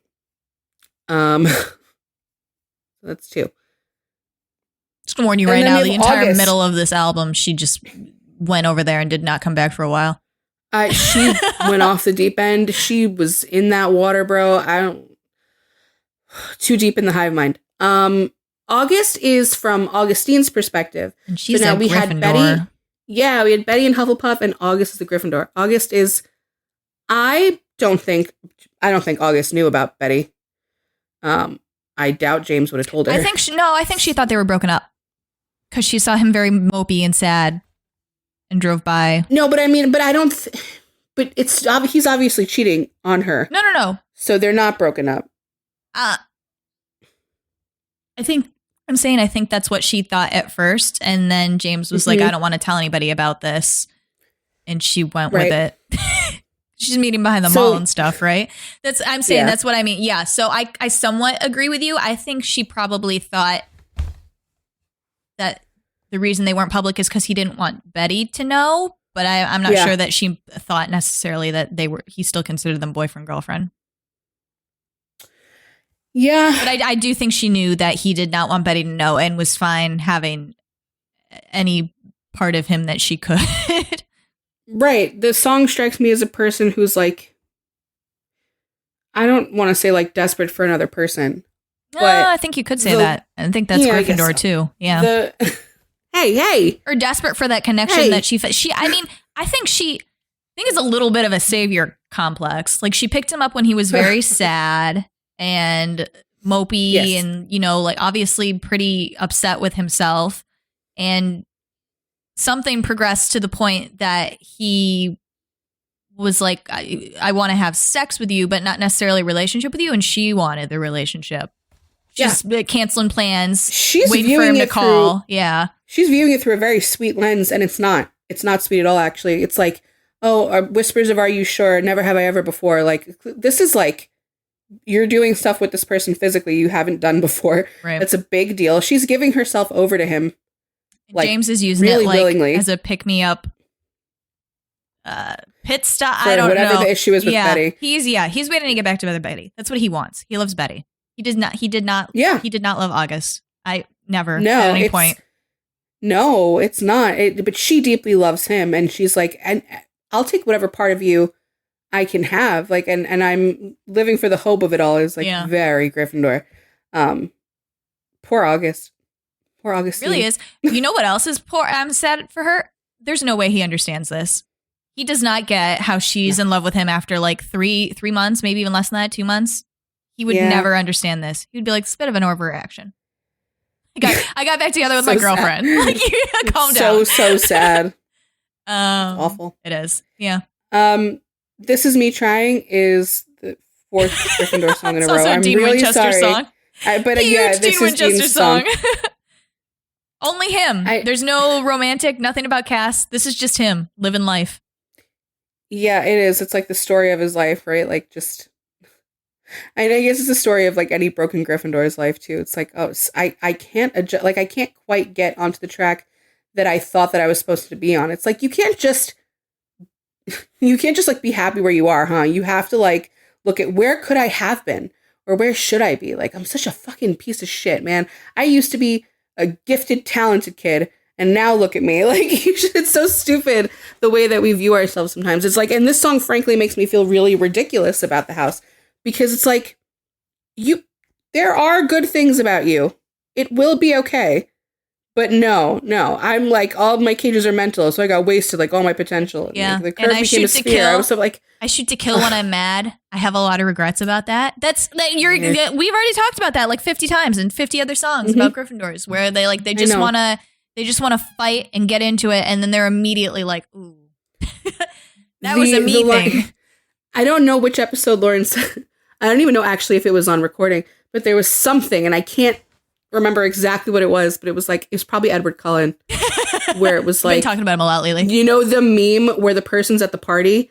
And like, I did say it on recording. You said we should make it. Yeah. No, it was about Tony Stark. This works here too. It was about it's Tony hard to be Stark. at a party when I feel like an open wound. Like, they don't know I'm an open wound. And everyone's like, yes, we do. We do. Like, it's very obvious. You told us how you're feeling. But yeah, it's at least I'm trying, okay? Like, it's so funny that this song is like, it's so sincere. It's like, this is, I just want you to know, this is me showing up, and I'm trying, all right? I'm trying my hardest. Like, it becomes that and to me. And it's not, like, I wanted you to know. Yeah. This is the best. It looks shitty, but this is the best I can do. Best I can do is trying. And then Illicit Affairs is where me and Lauren fought. We made a compromise. Yeah, we did compromise. Lauren could see how this is actually from a Ravenclaw's perspective of like the person. What was it? The person becomes the system.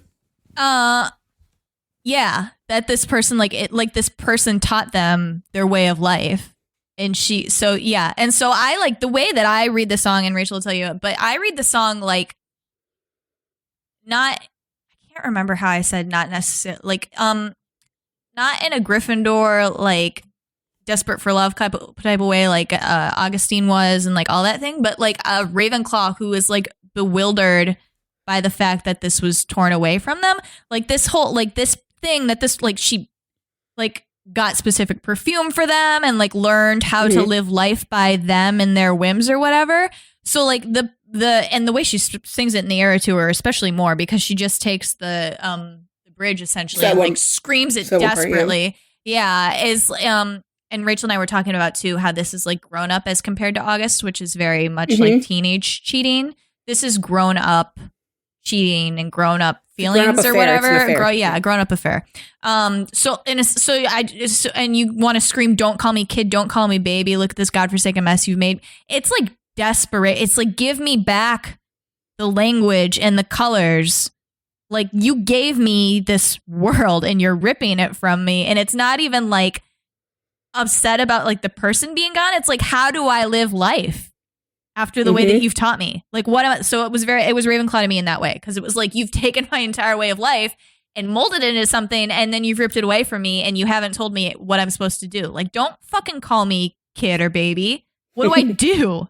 Like, yeah, I have a lot of similar interpretations. It's just that to me, it comes from a Gryffindor perspective, because it's like, I talked a lot in another episode about how it's like you're removing an organ from me, and that's what the like. You're taking the colors and the language away from me. It's all the same shit. Like, you're removing yourself physically from me, and you're taking all these things that we have and shared together that like I didn't even really ask for. You gave these things to me, and you knew I wasn't going to be able to talk like this or be like this or anything with anybody else. You knew it was going to be you, and it feels very groomy. This song, it feels like the person's way older and has manipulated this person. Yeah, I didn't. This younger person. I think they're both. I'm sure they're both adults. Why. Yeah, but it very much rings to me as. I'm not going to say that a Gryffindor. Like, I think in this song, the Gryffindor narrator knew better, but still was like, I'm okay with telling my friends that I'm out for a run. I'm okay with lying about it. I'm okay with like all of this because it started in a beautiful place. It started with these like clandestine meetings and longing stares, and it's just a more adult version of living for the hope of something. And it gets so dark and sinister and twisted, and you're like, at the end of it, your head is just spinning, and you're like, I'm ruined. Like, you've ruined me. You have shattered me. Whatever I've taken from this is shattered and broken. Like, I don't know how to live without this piece of me. And you're sitting there and you're still calling me fucking kid and baby. You made me look like an idiot. You made me look like a fool. and I would do it again. I would ruin myself again. It ends with that line. You know I'd ruin myself for you again. And it's just like, oh, talk about, like, we're just talking about the desperation of a Gryffindor. That's like how I read it. You took advantage of me. Yeah, and you like there was knew. no reason to, because I gave all this stuff to you, and you did it. You like why? Like I would have given it to you. Like you're just a bad person. Yeah, you're really a bad person. There's a couple one day that we'll talk about. I gave it to her really, really well. Say one day we'll talk about it. Yeah. Oh, a couple. Oh, I thought you meant like songs are coming up that we'll talk about there's one day. There's a specific couple. Which one? TV character couple. Wait. I guessed last episode when you were talking about. It's the same character. The Gryffindor. It's them again? Oh, okay. Very, very specifically them. I can see that. Of the minimal amount that I know about them. God. Oh my God. I could talk about it forever. But yeah, you'll be happy to know that we're finally moving off Gryffindor for a second. Let's go into Invisible String. I'm so tired of talking about us. Yay! I adore Slytherin. This song. Very Slytherin. Like wow, fuck you. I'm sorry, I don't like it. Fuck you. I love this song. Probably speaks to the fact that it's very Slytherin in like a cutie kind of way or whatever. It's you guys absolutely have picked up the themes at this point, right? Like Slytherins have like these holy places and like cemented memories and blah blah blah blah blah, but also like this fatalistic, predestined. Like the one is almost like that, but like this too. It's like, yeah, duh. Of course, we found each other. We've been tied together our whole lives. Like we were meant to meet in this moment, and we were meant to have this moment. And it's really nice. It's going perfectly because it's meant to happen. There's no questioning like Gryffindor, like, am I good enough for this person? Like, do we do well together? There's no like Hufflepuff trying to figure out if like this is a good fit. There's no like Ravenclaw, like miscommunicate. It just is because it's supposed to be. That's literally what that song is. Yeah. And she talks about like the past too, where she was like, it wasn't with the other guys. And because I'm so content now, I'm good. I've forgiven that past. I don't know. Yeah, she's like, how was the journey? But it brought me heaven. That's literally it. This is such a contented song. Yeah, it is. She's very. What a fucking shame. Yeah. Yeah. Well, yeah. Yep.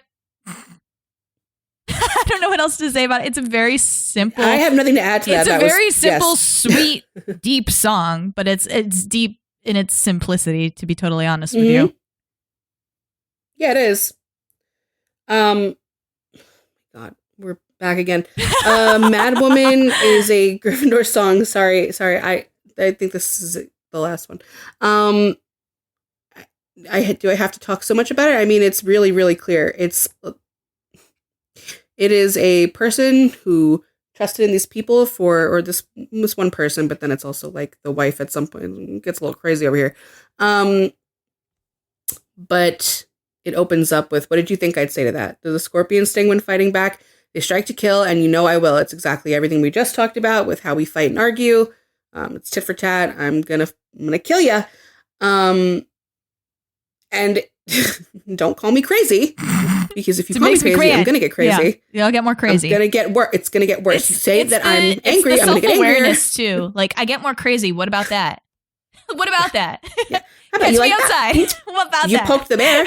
You poked the bear. You wanted something. You wanted this reaction. They say move on, but you know I won't. It's so funny because the other houses may be aware that the other person wants a reaction out of them, and they won't give it to them. Mm-hmm. They'll be like, I know what you're doing right now. You want a reaction out of me, and I'm not going to embarrass myself. No, I will embarrass myself. We will do it. We will give you the reaction. You're going to regret baiting me into this reaction. So it's very that. I'm like, oh, what a shame. She went crazy. No one likes a crazy girl. Ooh, it's your fault. It's your fault. You knew what you were doing. So, it's the awareness that these people are trying to make her mad, and she knows that, and she still gives it to them. Like she's like, fine, you win. I will, and you can wrap your noose around me and climb over me. And that's fine. And I'm going to be a horrendous bitch back to you. So I hope that you're ready for what's going to come out of my mouth. That's what that song is. Now let's get out of these trenches here. These Gryffindor. And get into Epiphany. Beautiful song. It's really pretty. To be honest, Really yeah. pretty. I almost like the music more than I like the lyrics, to be totally straight with you. But Yeah, me too. However, the lyrics yeah. are also like really very much. This is a Hufflepuff song. It's With you I very serve. Hufflepuff. It's With you I very- fall down. With you I breathe in. Okay. Yeah.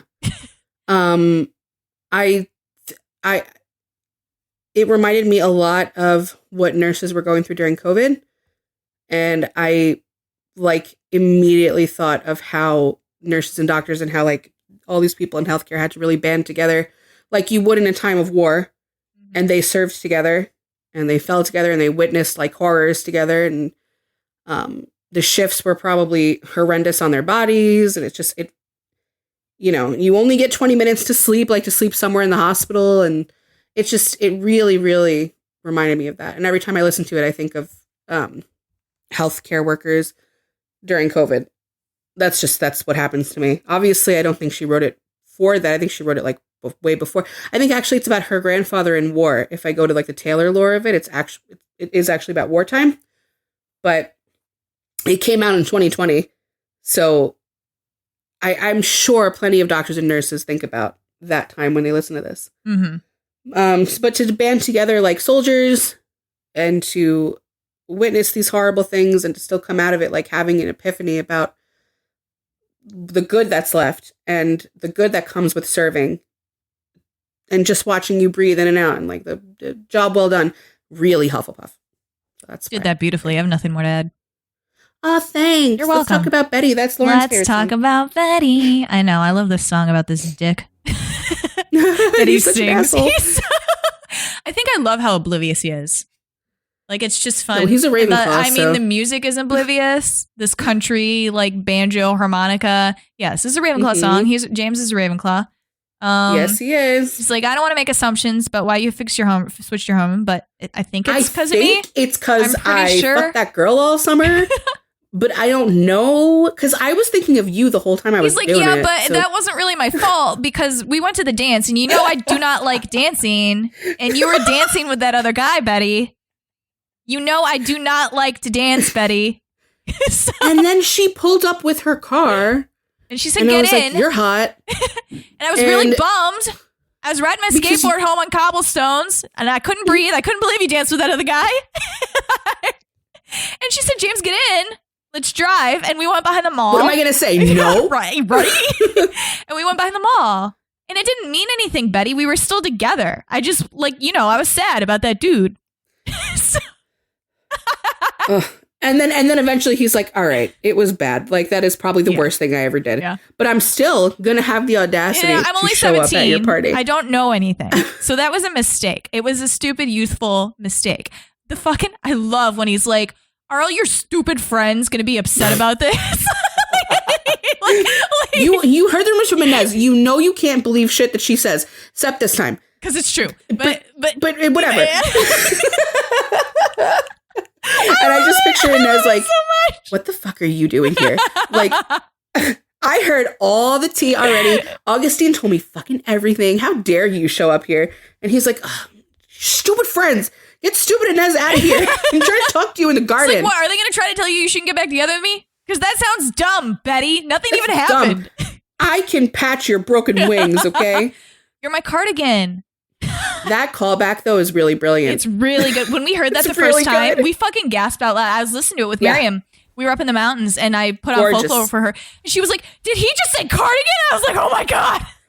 Kissing in my car again. When she talked about kissing in cars, all she needed. Yeah. Stopped at a streetlight. I knew you underneath the streetlight. Do you Like, know oh my God. the mastery of Taylor, when he shows up at our porch is the same timestamp as when she said, I knew you'd be back sitting on my front Girl, porch. Yeah. I Taylor's got chills. crazy. She's crazy. She's insane. Well, we're Yeah, back he's to her like, brain he's for like, peace. I just want to, I fucking love James. I don't know anything, but I know I miss you. Like that's his like summation of his That's not fuck up. enough. But that's his summation of his fuck up, right? Like he can't articulate how it made Betty feel, like how it made Augustine feel, like what exactly he did. but he's like, but I know I fucked up because I really miss you. So he's like, good for you, girl. You caught me. He's like, an honor. An honor and a privilege. This is such a Ravenclaw boy. I can't even begin to tell you. A 17-year-old Ravenclaw high school. Yeah. They get better with age. He's attractive, too. A lot of this you just know that he's attractive. He doesn't have to be good at sex. Cutie. Yeah. He's a cutie patootie, for sure. He's a cute little skater boy, and Betty's like a nice, sweet girl in her cardigan. And and her braids, her Dutch braids, and All right. And August is a pretty redhead who lives by the beach. That's what I believe. You see in my head. But now we're back to Taylor's Brain for Peace. Like, I actually... So sorry, I can't... We can't follow our rule. We can't really follow our rule here for some of these lyrics. Like, some of it's really... Might talk about the narrator. We know what happened with her. We know Reputation happened to her. So... Right. So, our coming of age has come and gone, and suddenly this summer it's clear I never had the courage of my convictions. If danger's near, I'm going to cut and run. I'm going to self-preserve. This is like a Dancing with Our Hands Tied, but like deep. She thought a lot more about it this time. I think these are some of the most beautiful lyrics she's ever written, but I don't like the music behind it, so it confuses me. Sorry. It's not like I'm like in love with the music, but the lyrics like carry, like it doesn't even matter what's playing in the background. Yeah. All these people think love's for show, but I would die for you in secret. That is so insanely Slytherin. All of these people think I'm putting on some act and that you don't really matter that much to me. And they don't know that I would literally die for you. And they don't have to. I don't care.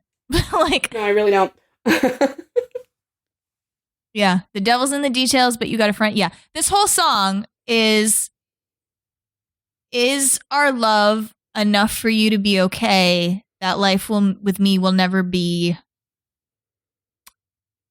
I don't want to say good. Like, life with me will never be restful or calm, and sometimes it will never good, be peaceful. It will. Yeah, but I was trying to think of another way. Like, is the love you feel for me enough to overcome the fact that you will never have a moment?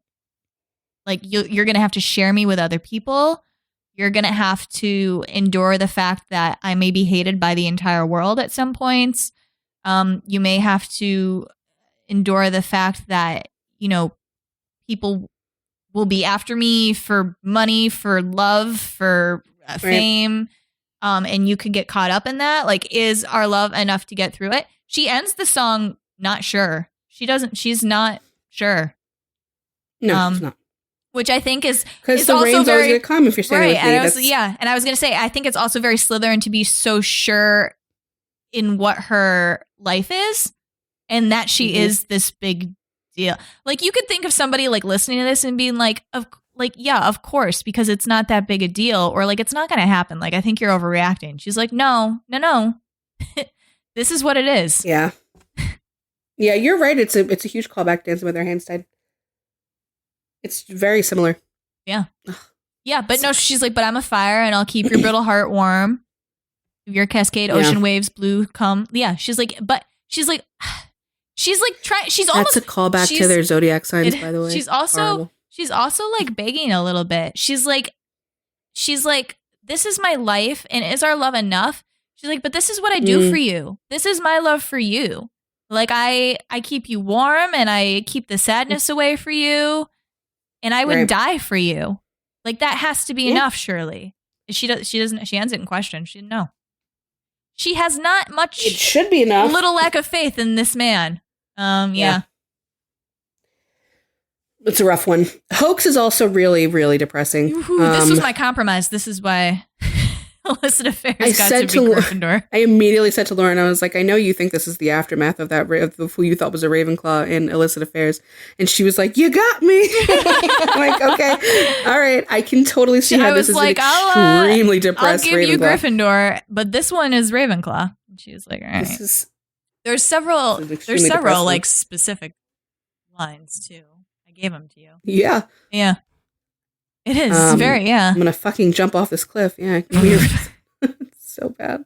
Your faithless love is the only hoax I believe in. So like she knows it's a lie. Yeah. Oh, man. This song hurts. Yeah. You know, it's just like it's a one of them who has reached the end of their rope. They're like, the hero died. What's the point? Yeah. Why am I watching the movie? You knew it hurt and you still did it. You knew the password. I let you in. It's a little bit you of knew you won and you were fucking keeping score. And I really think I do not think Ravenclaw's like when you keep score. A callback to Tears Ricochet, but a flip. It's like, baby, if I'm on fire, you'll be made of ashes too. And she says, my best laid plan, your sleight of hand, my barren land, I am ash from your fire. Yeah. It's rough. I don't know. It's really rough. It's Ravenclaw, man. It's a depressed Ravenclaw. Yeah, don't want no other shade of blue but you, no other sadness in the world but you. You left me behind, you pulled me apart. You knew the password, so I let you in the door. You knew you won, so what's the point of keeping score? It's like, you got me. You read my system and you fit. And then you were inside and then you tore it up. What? I don't get it. What was the point? And now I want to die. It's like this whole thing was a hoax. I did not understand what was happening, and that's not a thing that happens to me. And yeah. Rough. Yeah, my kingdom come undone. Like your whole thing. Yeah. My broken drum, you've beaten my heart. Man. Bro. Yeah, that one hurts. Don't be fucking with people who have such a good way with words. That goes for the lakes too. Stop fucking with Taylor. I'm going to let Rachel take this one, even though it's not a Gryffindor song, because I had to ask her why she put it in Slytherin, and she gave me such a beautiful... I don't remember that because I was really drunk when I wrote that. But I know I wrote like several paragraphs about it. Yeah, you did. No, I did. I sent you one night. I was like really wine drunk, and I sent a really long... Because I asked you. Like, this is a Slytherin song, okay? And it's one of my favorite songs she's ever written. And it's one of our surprise songs, by the way, that we got at our show. We did. It was the best one we got. The idea of going to this secret place, right? Because we know how they feel about their places, right?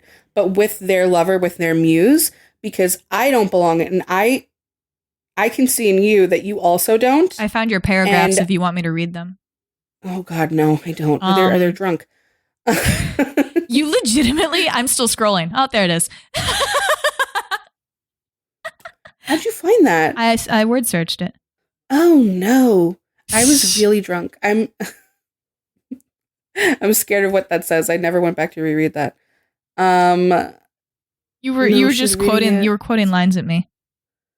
Yeah, I explained. You went line by line. You explained each line. Each line was Slytherin. I'm struggling to do it now because I'm deeply ashamed and I'm getting hives. I'm breaking out in hives. So essentially what you said, it goes back to what we've already talked about a ton. I love how there are themes appearing here. The reflectiveness and the what could have been, coupled with the above it all. I'm trying to give you keywords so that you can start talking in detail. Constantly under attack by people who are beneath me, who think they have the high ground. It's true. But they don't. And they don't. I have the high ground, Anakin.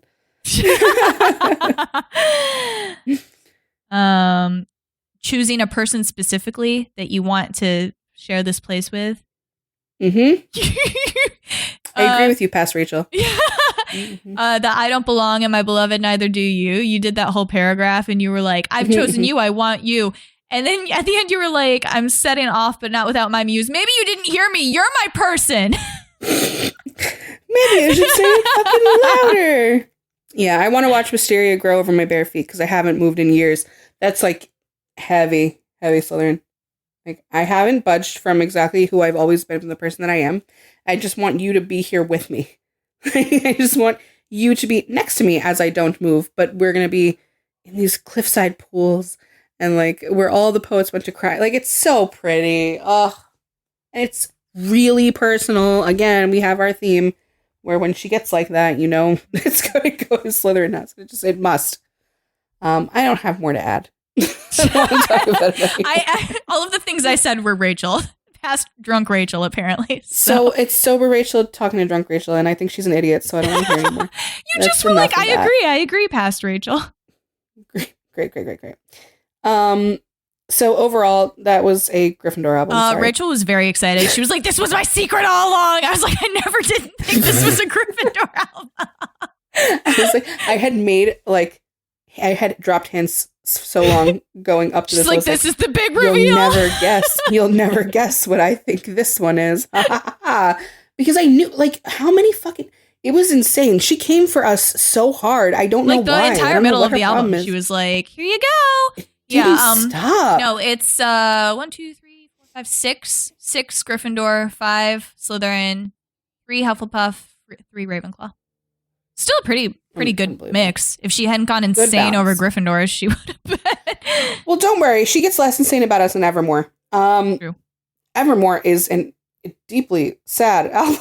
It's so depressing. So many of these songs really hurt.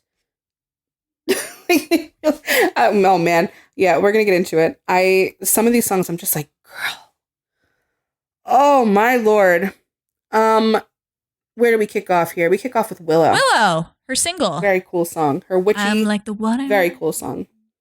This one, so Rachel and I we actually just I hope that we remember because we just did it like a week ago. I don't know that I thought we were going to fight, but I was surprised that we had all of them down with each other. Like there was no discussion. Yeah. Which and the only reason I wasn't surprised, I wasn't necessarily expecting a fight, but in my own thoughts, I was like, this maybe, but maybe not. So I was like waiting for her to like contradict, and she never did. So we're amazing. No, it was so back and forth. I was like, this one's Hufflepuff. She's like, yep, this one's Ravenclaw. I'm like, yep, this one. Like they just are very much what they are. So Willow is very, very Hufflepuff. And now we've moved away from the love triangle, so it's not like I'm relating this back to a character. It's just, it's a Hufflepuff who is going to follow their lover, right? And the way they speak about the person that they love is really Hufflepuff, right? Like, if you were a mythical thing, like you were a trophy or a champion ring, and you were the prize, I'd cheat. I'd cheat to win. Yeah. I'd cheat to get there. That's really, really them. And you can push me away, but I come back stronger than a 90s trend. Yeah, like, get them. Yeah. It's an open shut case. Like I guess I should know from the look on your face. There's that Hufflepuff confidence again. To me, I mean, that's how I read it, right? Like, and welcoming someone to come in and wreck your shit. Like, I'm begging you to actually wreck my plans. Yeah. Like, I want you to take me a different path. I'm so excited. That's my man. That's my man. It's a great song. It's like just.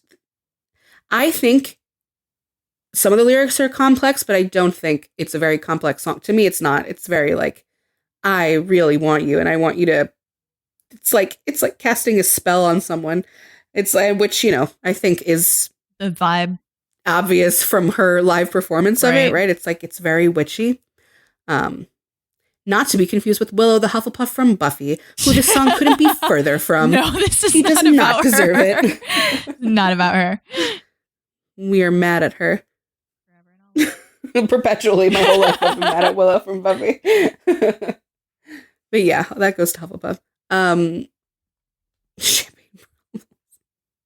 Oh my god, Champagne Problems, what a song. I remember when this one came out, we all were screaming. Destiel fans were screaming, man. There's so many Dean Cass lyrics on this, which I'm sorry, I don't mean to make it about them all the time. But sometimes, man,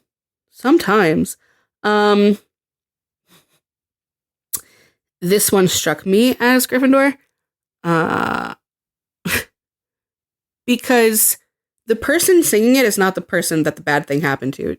She's singing it about the partner that she left that was going to propose, right? And she's so keyed in to every single thing that she did here that was so horrendously wrong and unfair to do to this person. Down to like how the family is going to react, how the family is behaving, like the things you brought with you, your speech, everything. And I just can't give you a reason, but it's wrong. Like, I'm so Everybody sorry. Thinks she's mentally ill. Yeah, they all are going to say I'm crazy. I know they're going to say that I'm fucked in the head. Well, they've always been saying that, right? So I feel like that's part of the reason too that she's like. She's being like, I'm not good for you. Like, look at what all these people are saying about me. Like, of course they would say, of course she would say no. She's fucked in the head. Right. And she's like, I probably deserve that. But the thing is that I'm ending this because you will find something real. Like I think she has the utmost respect for this person, right? Like she's so keyed into them and how much went into this and how hopeful they were. It's so sad. And she's just like, you know, the other person's like, but why? And she's like, I don't know. It's just wrong. I'm sorry. And I just, I don't think it's like this, but it reminds me of like Nick Miller leaving Reagan on the fucking train. Like you just fuck off. You're just I'm sorry, dude. I can't do it. I think that's perfect. I would be like, what a shame. I can't give you a reason. I would talk to Reagan afterwards like, what a shame he's fucked in the head. Like he sounded pretty great. But he was right though. That's the thing. Like we're not right together that way. Like I have a Jessica Day out there, you know, it's so sad. But this is such a great song, and I think it's one of Mother's favorites. Oh God, yeah, I do think she enjoys it. All right, Gold Rush. Whoa, Gold Rush is a huge. Oh my God, this is another one. Did I write you any like poetry about this one? Drunken poetry about Gold Rush? No, you barely talked about it. I would have loved to hear more because I was like, because whenever I'm like Slytherin, I'm like, am I just like connecting it to myself, and it's not necessarily Slytherin. In this case, I connected it to my friend Jackie, who loves this song and is a huge Slytherin. No, I connected to you. Oh, wow. I think about you with this song. I do. Like, it's like certain parts of it. So like when it's like, I can very much see you in a relationship where you're like, I don't like that people want my person. I don't like that they make me flustered. Like I can imagine, it's a little bit I don't like think you like being flustered. Like, I'm so mad you make me feel this way. Yeah, I don't, it's such like a, it must and just taking be me that off I guard too. associate it with. No. You're right. It is. No. She's not even like. He's not even an where insult. Lauren is like, on I the don't scale. be, like all these people around her, all these characters. This is because what she's talking about is like a like a rush of feeling, like a rush of love or whatever. I don't like anticipating my face in a red flush. Like you get a rush. It's also a gold rush is just like historically. Also, you have to think about it that way. Everyone's rushing to this one person. Everybody wants my person. Get the fuck out of here. I don't like that. First of all, I don't want to feel like I have to compete for you. I don't even think it's really a competition. I just don't like that other people want you. Mm-hmm. And she talks about that in other songs too. Like with the whole thing with Harry Styles was like, everyone wanted him. That was my crime, right? So you can see why you wouldn't like a gold rush. Like why you wouldn't like people swarming around your partner. It's just, and also the feel exactly what you're saying. I don't about like the gold that rush being a falling feeling. Feels like flying till the double bone meaning. crush. Yeah, she's saying so she doesn't like the she doesn't like the feeling coming out of nowhere. She doesn't like, which is crazy because she does like. It's publicly, right? She doesn't like the face flush, and it's not, and it's publicly to her partner too. Like she doesn't want her partner to see, like quietly on her own. She loves this. But also she's like, I don't like that falling feels like flying till the bone crush. She's like, I don't like feeling this good shit when it's gonna end. Like it's gonna when end there's up a potential. It's gonna be a Cornelia Street or a Death by a Thousand Cuts where for I'm me, ripping away from my soul. I can see Slytherin House specifically. Like not even starting a relationship with the person because they're already saying to themselves, look at everything that could go wrong. Like, I can see, especially if they're like really attractive and like a really good partner being like, I'm not even going to fucking put myself at risk, which is why I really respect Taylor Swift because she is a Slytherin and she can anticipate all that and she never stops trying. And it's really fucking like, she does. Well, it's very admirable to me. That's why I'm like, again, cheating and going off Taylor, like she's lying a little bit. She loves being in love. Like she loves this feeling. But she's distinguishing. I don't like that I can throw myself in and I could like, I could be dying death by a thousand cuts like any day. Like I don't like that. And I don't blame her. I mean, you know what, Taylor, no one does, but to describe it this way, really, really Slytherin. And then even just like waxing poetic about the person, like, oh my God, you grew up so beautiful. You're gorgeous. I know you had an amazing life. Right. I'm not even, I don't even want to dream about you. She's like, you're like, I found the treasure, essentially, right? Going back to like historically what Gold Rush is. She was like, yeah, everybody's rushing to you, but also I'm the one who hit gold. Like I got it. Yes. And it's not fair. I don't want them here. Tell them to stop. Get out of here. This is my person. Yeah. I laugh when I hear it. I'm like, oh my God, this is like the most Slytherin song. I could have written you also a drunken dissertation for it. I'm sorry I didn't. 'Tis the damn season. This is so funny. We both just were like, yeah. Like, Ravenclaw, yeah. Yeah, Ravenclaw, yep. I briefly thought about Slytherin. Because I could do it. The thing that tips me over to Gryffindor is that, or not Gryffindor, Ravenclaw, is that a Slytherin would eventually catch like if you have this person constantly who is there and like reliable and like they're gonna be there, you're gonna catch some sort of. You can't be indifferent to that sort of thing. So it's gonna turn into like a love or a hate situation. This Ravenclaw's just like, I'm in town and you're here, so I know we get to fuck, and then I'm gonna go back to my life. It's that. It's definitely that. Mm-hmm. It's definitely like I am okay with taking the risk of it because the narrator does at a certain point say like, it does break my heart to do this, and like you're one of the only people in the world who actually sees me. Mm-hmm. And like your bed is so warm, like your metaphorical bed, like just the person's so warm and they get you. Right. But I'm still leaving. Like, I'm not going to be talked into staying just because I know you can be like the perfect person for me. That's not enough. We can do this for old time's sake because we really like each other and we're really attracted to each other. And I love the nostalgia, how fun, ha ha ha. But I got like shit back home that I'm not willing to give up. So I can role play this with you. And I really don't think a Slytherin could do it. I really don't. I don't. No. I do think it's exactly what you're saying. I think Slytherin would catch feelings. We pretend like it's really easy to detach, but yeah, that's the thing. Yeah, we pretend, but we're kind of pussies once you attach feelings to us. Like, it's not good for us. Just imagine, like, from a Feelings House perspective and a Slytherin perspective, to think of the road not taken, that's like terrifying territory. It's like, oh my, what could have been? Like, that's the one. Especially if it was with a person that could have been the one, right? It's like, oh my God. And this Ravenclaw is like, the road not taken looks real fun. Like, let's pretend for a weekend. Not even fun. It looks good. Wild. Like, yeah, because the way that they say it, but the way that, I was going to say that the way that they say it is almost like my life is kind of shitty and I'll trade it over.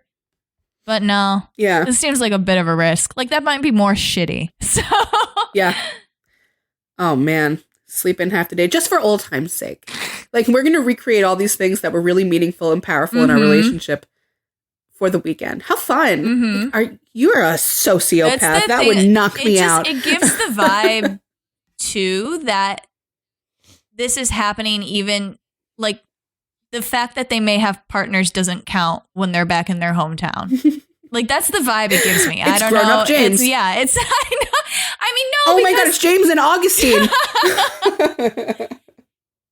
It may not be horrible. Like, I mean, their partners may be agreement in that, but it's the vibe that it gives where they're like, at any point, this is the deal that we have with each other. Like, this deal is the law above anything else. Yeah. Tolerate it. What you tolerate it. All right. It's all in my hand, tell me now. All our heartbreaking songs are Hufflepuff. It's a Hufflepuff song. Dude, this is what I was talking about before with like the emotional maturity that Hufflepuffs have that I don't have. The fact that this reads as Hufflepuff to me, like that they could sit there and endure this, like really, because this is about endurance. I would fucking throw myself out of a window. I could not be in this relationship. I can't. And him. Yeah. We'd go out together out the window. Yeah. No, and this is very Hufflepuff doing their best. It's also very, I don't want it to be like this is pathetic Hufflepuff trying to fit themselves somewhere they shouldn't have been. I don't think it is. This stuff was working. Yes. All of a sudden, a switch flipped. And so now they're like, now you're just tolerating our relation. We were in a relationship. Because the person, this abusive, toxic ass fucking person got used to you greeting them at the door and you letting them have their little indiscretions. Talking them up and yeah. Yeah, and polishing the plates and setting the table with the fancy shit. And now it's just like, you made that their normal. And so they don't appreciate it anymore. They just tolerate you. And so this person, this Hufflepuff, is picking up on that because how could you not? And they're asking for reassurance to a point. Like, just tell me it's in my head. Like, because I know that my love should be celebrated. Yeah, I exactly. know. And look what I did for you. Like, I made you my everything, my temple, my mural, my sky. And now you're just treating me like footnotes. What the fuck is that? And treating me like I take up I should take up space in your life. Right. You're treating me like I take up too much space. And then what really tipped it to Hufflepuff for me is the ending. Because she's like, I'm giving you a chance to tell me that it's all in my head. Mm-hmm. But in like a second, I'm going to burn it all down. I'm going to turn it back on you. I'm going to take the dagger out of me. And I'm going to flip the script. Because believe me, I could fucking do it. Yep. Believe me, I could leave and it will not be a problem. So I'm telling you, celebrate it. Or I'm gonna lose the weight of you, which is really powerful. Yeah, she's like, you think I can't take this dagger out and remove? I can. Trust me, I can do it. This is such a specific kind of pain. Yeah. That it's like, if I put myself in it, I could never handle it the way this narrator does. I'd go. There'd be so many murders. So very much murder. Oh my God. And it seems like she's been in it a while too. I'd never have lasted this long. I think it's just having faith in your own abilities and just, again, the emotional maturity, understanding that's what's crazy too, that she knows her worth. And because she knows her worth is why she's sticking around. Because she's like, there's no reason. No, I can tell. Before we had to take a break because my husband needed something on the computer and he like breathed the wrong way. And I was like, I can tell that the way that you're breathing is like a problem. And like, I was ready to start a fight over it. And this person is like, you're treating me like garbage. Okay. But I'm going to wait it out and I'll just do all the things that I've always done. I'll be a good partner. Because I know I'm worth loving. So why wouldn't you? Yeah. Correct. There's no. It's so funny because you'd think a person that does this is insecure. This narrator's not an insecure person. Mm-hmm. They're really giving the other person a chance. They really are. It's still really heartbreaking. The song really fucking hurts. It's really bad. Like, ow, ow, ow, stop doing this to this person. Ugh. Okay. No body, no crime. What a great song. I can describe this song the same way I did in Text to Rachel. I think that's all it needs. It's really quickie. Yeah. It's a Ravenclaw song. Fucking kill Deste. I'll kill you. Cool. Equality. Back to the Olive Garden. That's literally like there's no damn, Este's dead, like really in pain. Like, oh my God, my friend, what happened? Who did it? Like, I think he did it and I just can't prove it, so I'll like murder him. And now the world is restored. Judge and jury. Yeah, the world is restored. Order's restored. I'll be back at the Olive Garden Tuesday night. Yeah, no. I think you completely nailed it. I mean, you could expand on those points, but honestly, you don't have it's to. very that. I love it. I think he did it, but I just can't prove it. And frankly, I don't have to. No. I'm going to murder him. I can just take care of it. It's a good thing my daddy got my boating license when I was in. I just do take, it's like I was very observant. I saw the tire tracks and I saw the mistress and Esty told me about the jewelry. Like a jury's going to take too long. Like, can I sort someone for you that I know we're never going to sort ever together? Okay. If you guys have ever seen Dexter. Oh, we could do Dexter. Dexter, huh? I was going to say we could do Dexter, but yeah. Well, I know Dexter. I know Dexter. Think you wanted, I know I don't Dexter. think I put you through Dexter. Dexter's a Ravenclaw. And could have told you that from this just is knowing like about his the show. Song. So it's like literally he is his own judge and jury. He takes out the bad guys. The narrator in the song is taking out the bad guy. This song just reminds me of Dexter. So yeah, Ravenclaw. No body, no crime is not a thing, Taylor. They can convict without a body. That drives me crazy. It's like, yeah, but they're too stupid too. So yeah, okay, you fucking Ravenclaw. Yeah, they're too stupid. Fine. Happiness is the saddest song that she's ever written, ever. Bro, it's such a quick, it's such an immediate skip for me because it's so very deeply sad. I also love how Slytherin it is. It's such a great model. I don't know. Yeah. Hurts. No, it's a very calm and logical way of looking at something when you're deep in emotion about it. That's what the song, right? Like they've broken up. Showed you all my hiding spots. This is I was like dancing. divorce, though. And it's this like, is and like it's out more of than a nowhere. breakup. Yeah, it's out of nowhere. Yeah, I was dancing when the music stopped, and in the disbelief, I can't face reinvention.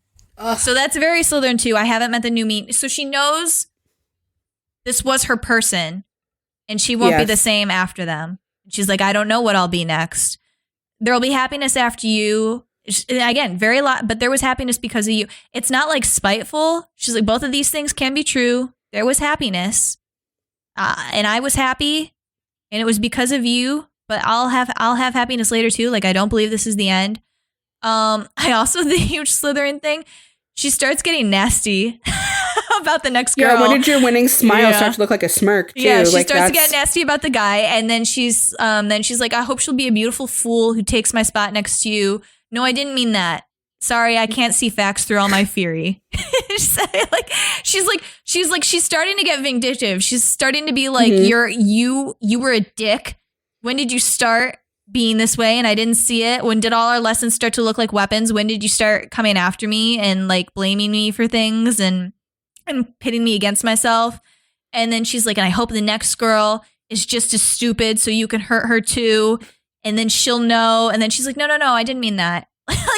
Yeah, but that part's really telling that she pulls it back. Like, yeah, the spite, that's very Slytherin, but so is the pulling it back. No, that's literally what I'm saying. That the pulling back is because she's getting into her emotion, like she's slipping, and then she's pulling back and going, no, there was happiness. Like, this song is the Slytherin version of like the Hufflepuff emotional maturity I've been talking about. This is when a Slytherin can be emotionally mature. This is how it comes out. Yeah, because it's like the whole thing is the person realizing, if I want to get better, I need to be realistic about this and say there was a balance, right? There was happiness. There will be happiness after. And I need to genuinely wish you well. And I need to meet the person that I'm going to become. Well, I mean, it's like, she acknowledges, she's like, no one teaches you what to do when a good man hurts you, but you know you've hurt him too. She's like, I know some of me is here. Oh my God. And it's the fucking last verse is so, after giving you the best I had, tell me what to give after that. All you want from me now is the green light of forgiveness. You haven't met the new me yet, and I think she'll give you that.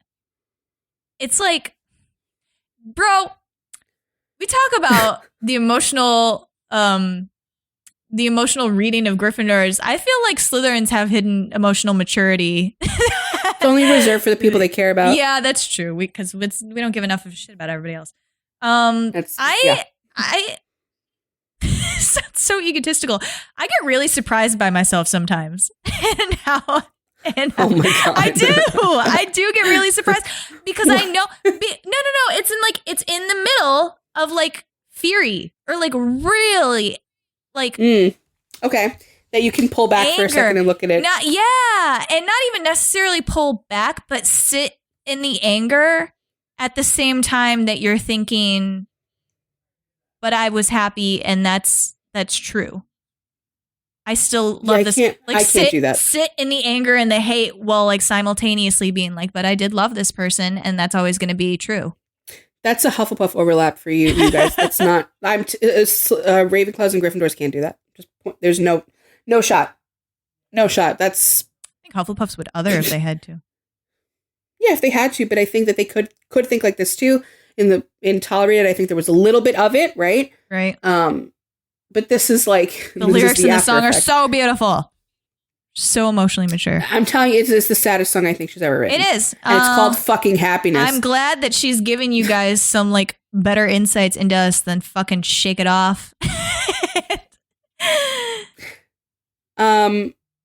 Dorothea, we sadly didn't have a lot to say to each other. She's got a flavor. She's got a flavor. She's got a flavor. She's got a vibe. Yeah. Dorothy is a Hufflepuff song because it's about being able to look back at someone that you like you loved but still do. Like there's no vitriol here. Like there's no hard feelings at all. It's just like you went off and you made something amazing of yourself, and I'm here. Like I'm here. If you ever want to come back, come on back. I don't know why it reminds me of Willow, but it does. Oh yeah. The vibiness, just in terms of like the people that Hufflepuff loves, right? Willow's about a partner. This one's about a friend, but it's the same thing. It's like whatever you need, I'll give to you. You like, I'll follow you. I do. I follow your career. I follow your life. Like I follow it in pictures and magazines, but I follow it and I support you. It's this like the support. It's like very specific Hufflepuff support.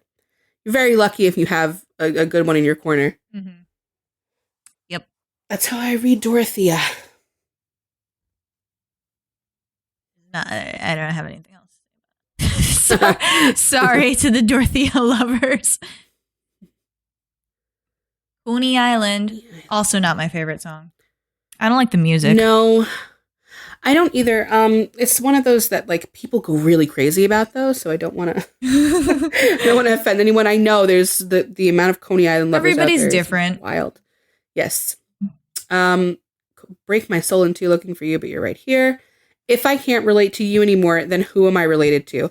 That's a Ravenclaw. Okay, that's a Ravenclaw who has a partner in a different house. Just the fact that they're relating this relationship and like wrapping it into a whole like carnival amusement park Coney Island metaphor at all is Ravenclaw to me. Yeah.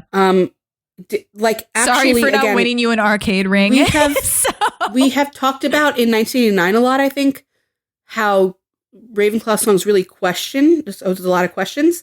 This whole thing is a question. Did I close my fist around something delicate? Did I shatter you? Where did my baby go? Like, what? How did I do this? Can you explain to me what I did wrong? Because like you were really important to me. Like I related everything to you. I related myself to you, but I didn't make you important enough. Like, sorry for not making my centerfold. I didn't. I really didn't. There's no like lying about. They're not lying about it or even making excuses about it. They're just like, I didn't do what I was supposed to do. Sorry for not winning you an arcade ring. This is not a like, Ravenclaw that they're talking to. Yeah.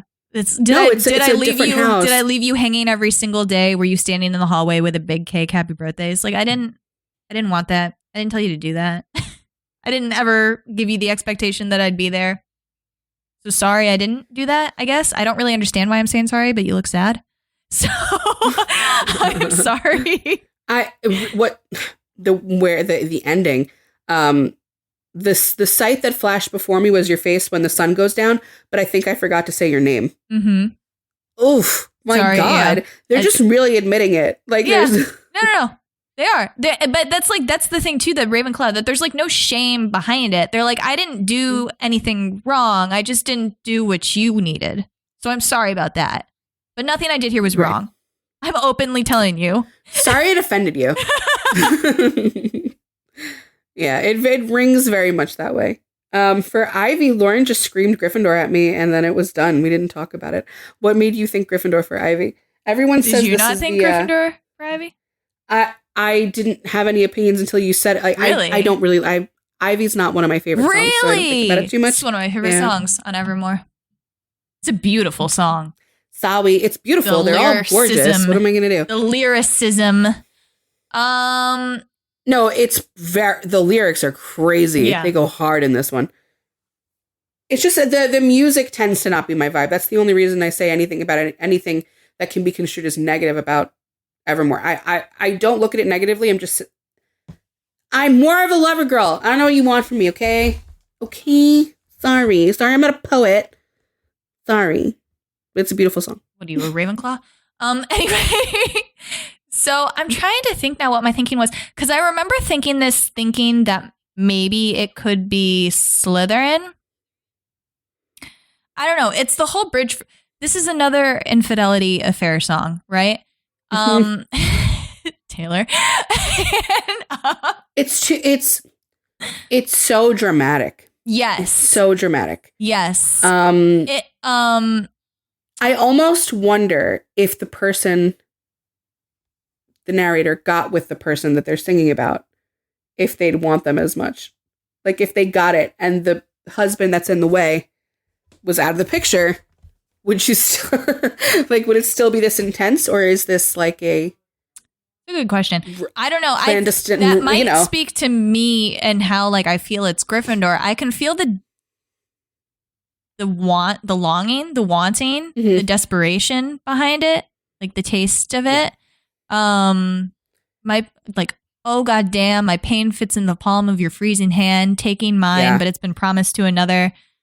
And it's like, I can't stop dreaming about you. You've rooted yourself into my soul, and now I'm covered in you.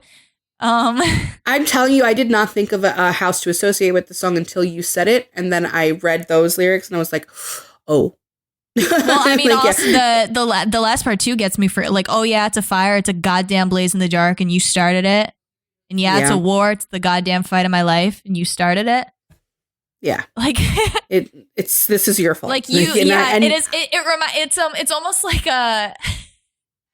Could be like an Edward song or like but it's like I was just here enjoying my life. Like I'm a very passionate, fiery, throw myself into things person, but I was here content in my life, and you threw something onto this blaze that like I cannot shake you off of me. Like I have to know what this feels like and what this is. So much of that reminds me of a mature version of Say Don't Go, where the narrator's like, I can't stop the feeling. Something got rolling here, and now I physically, spiritually, fucking psychically cannot detach myself from it now. Like, oh no, it won't stop. It's the same feeling. It's like, this isn't going to stop. You put roots in. I'm fucked. I'm covered. It's done. Like, I can't. My husband's so ugly to me now. What have you done? Like, let's drink his wine. She's one of those Gryffindors. It's probably another Serena. It's a lefty. You know what? That's a lefty. That's a great character to relate this to. I was trying to think. So many of you can have that, like, and it's almost like the need for adventure as well, kind of like weaves itself into it and feeds itself into it. It's almost like a kink. Like you get turned on by like the thrill and the adventure and the unknown. But it's like that little bit of like spark, the flint, the tinder that like, and you're like, what?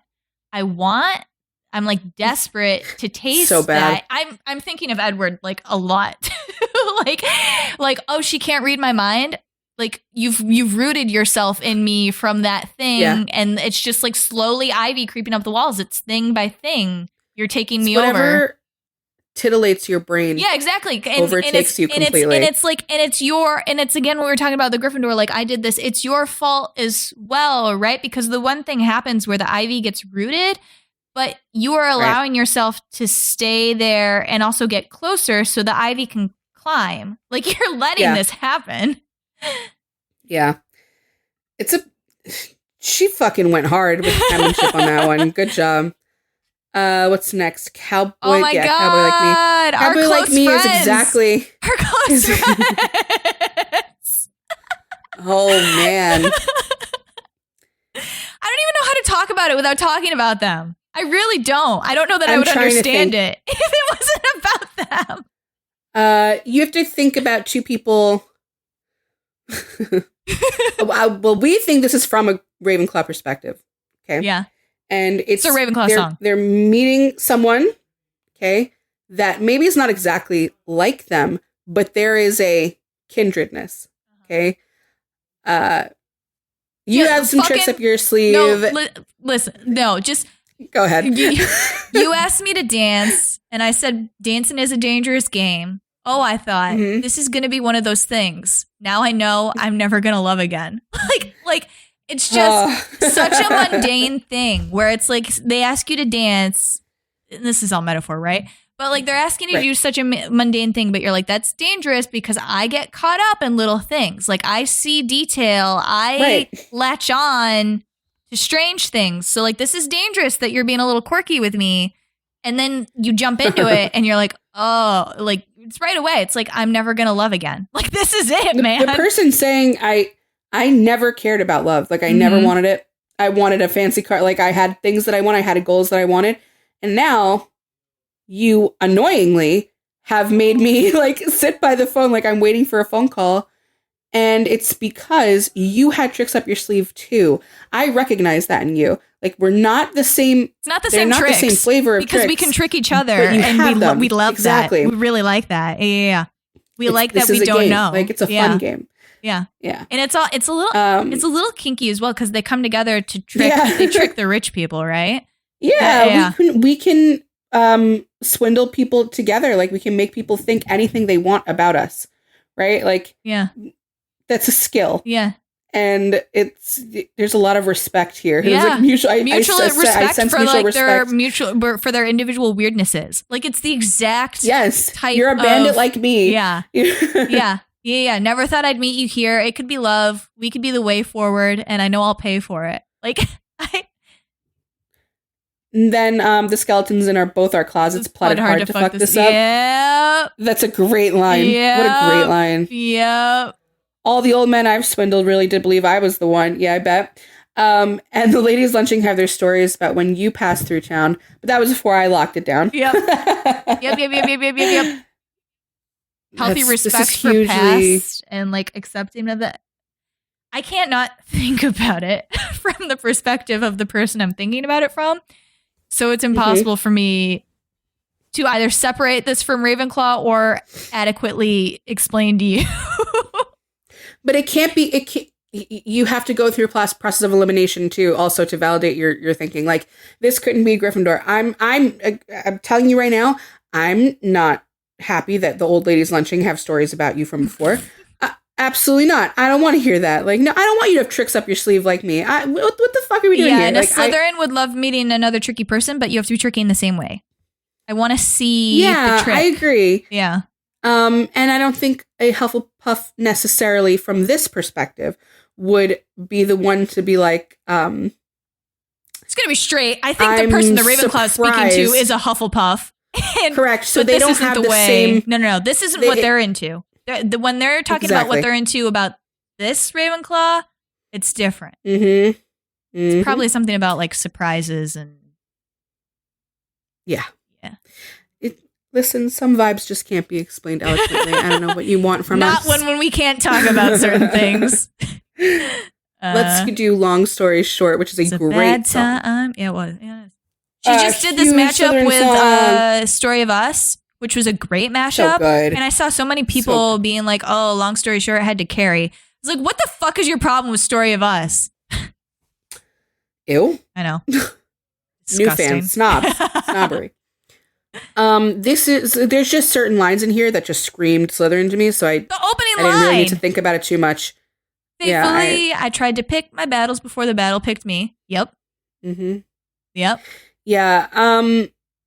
There's something in the second verse. Hold on, what was it?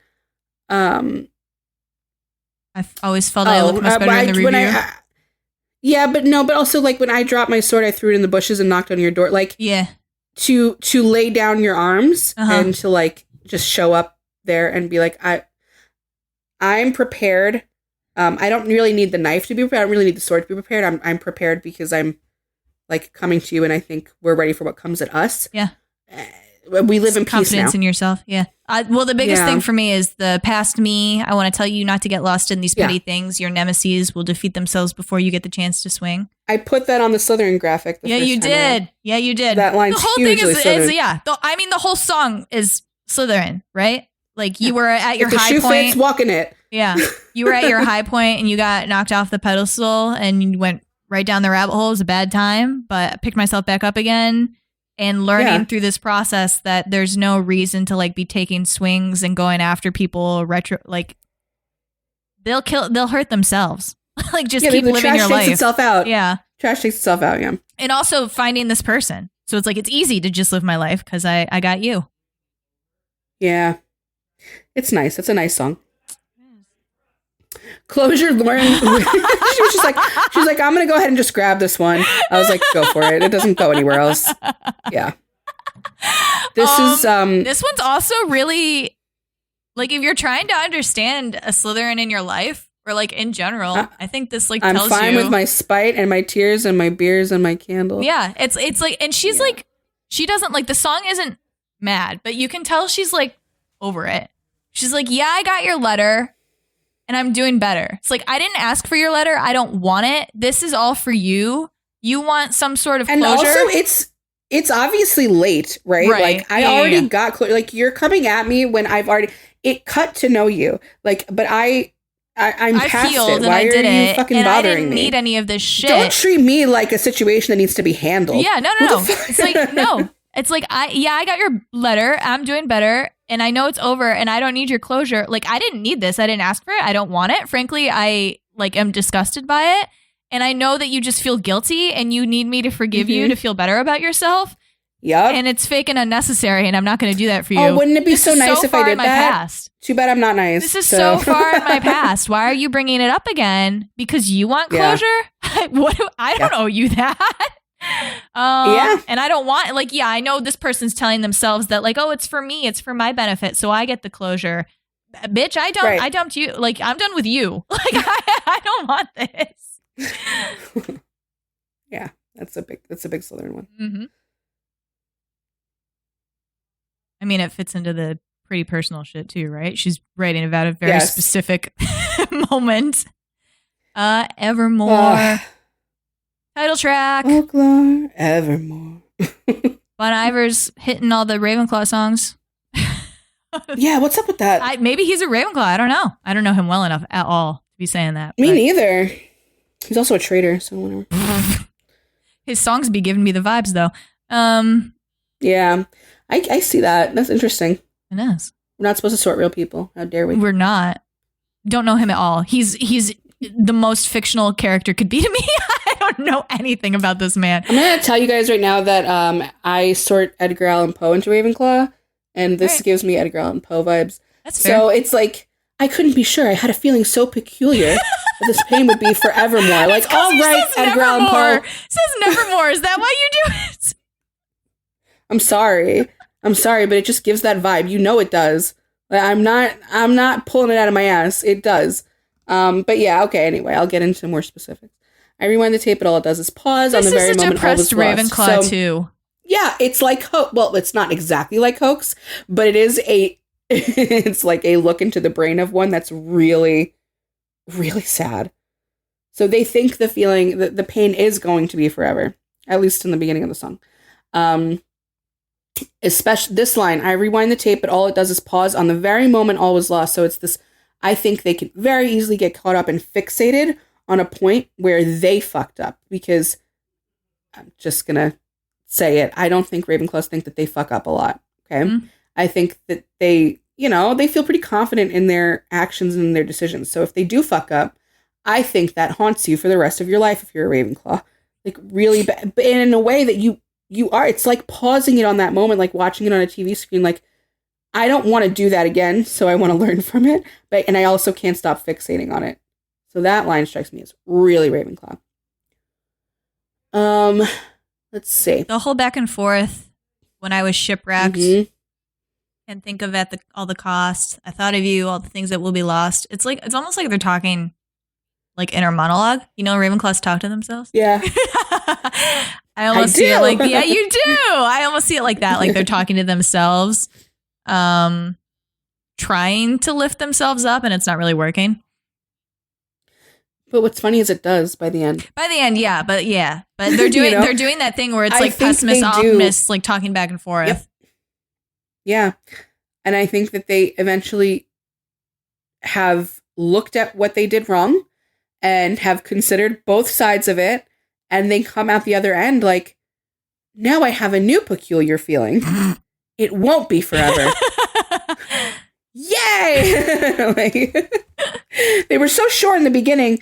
I have this weird feeling that I'm going to feel this bad forever. Wait a minute. Let me talk to me for What a if minute. I didn't have to do that? Yeah, what if we don't make this pain be forevermore? That'd be great. Let's do that. They're so funny. They're so funny. They are. I love them. I love you guys. Best song she's ever written right here. Oh, yeah, it's a favorite. It's one of your favorites. One of your favorites. It is. But I don't know if I call it the best song she's ever written. Wow. It's good. Wow. I will say We I have also talked can't about listen it to how this it's one the best without. song she's ever written. before. I can't. It also makes me cry every time I listen to it too. So That's a you thing. no, it's not. What, dude? I'm gonna tell you right now the exact. Well, part. I can tell If you because can this get isn't a Slytherin song. So. When I'm in the car and it doesn't even matter like who's there, and it doesn't matter if you can relate to her or not. When she goes on that whole tirade where she's just, I'm sure that you get a wife out there, kids and Christmas. I don't know about it. I don't do anything. I mind my business. If our love died young, I can't bear witness. Yeah, I think that's beautiful. I choke. I don't cry. Singing that. I think that's beautiful. I can't. Oh my God. What's beautiful about it? It's so bad. It's so sad. Oh my God. I think the most beautiful line she's ever written is if my love dies young, I can't bear witness. Because you can't look at it. Don't oh my God. Just put a fucking knife in me. It's not song. a Slytherin song. I'll tell you right now. I can be very objective about this song. I talked a little bit about Get very excited about how like great it's written and all that. It's gorgeous. It is. It's just good penmanship, yes. But I put this in Gryffindor because of everything that I just said, because of the lines that I just said. Because I actually talked about this in the last episode, I think, where I said, like, if you're gone, I'm not looking at your shit. I don't know what's going on with you. Like, I really, really don't. And that's not just for people that, like, were hard to get over. That's for everybody. It just spans across everything. Like, I'm not looking. If it hurt, I'm not going to look. So that line where it's like, this song I'm is sure about, you got a wife out there, kids and Christmas. This song is about like this person gets frozen in the moment that they're broken up with, right? And it's like, yes, you're not checking into that person, but you're waiting there for the moment when they realize that they should come back. And when they come back, your life's just going to pick up right where you left me. This reminds me of Augustine so much as the character. Like, I can think of her becoming so deeply fixated like this and being frozen like that. Like the way that August, the song is described, the way the person feels about the other person and that's breaking their heart. It feels like that to me here too, where she's just like, oh, I'm going to be on pause for a really long time.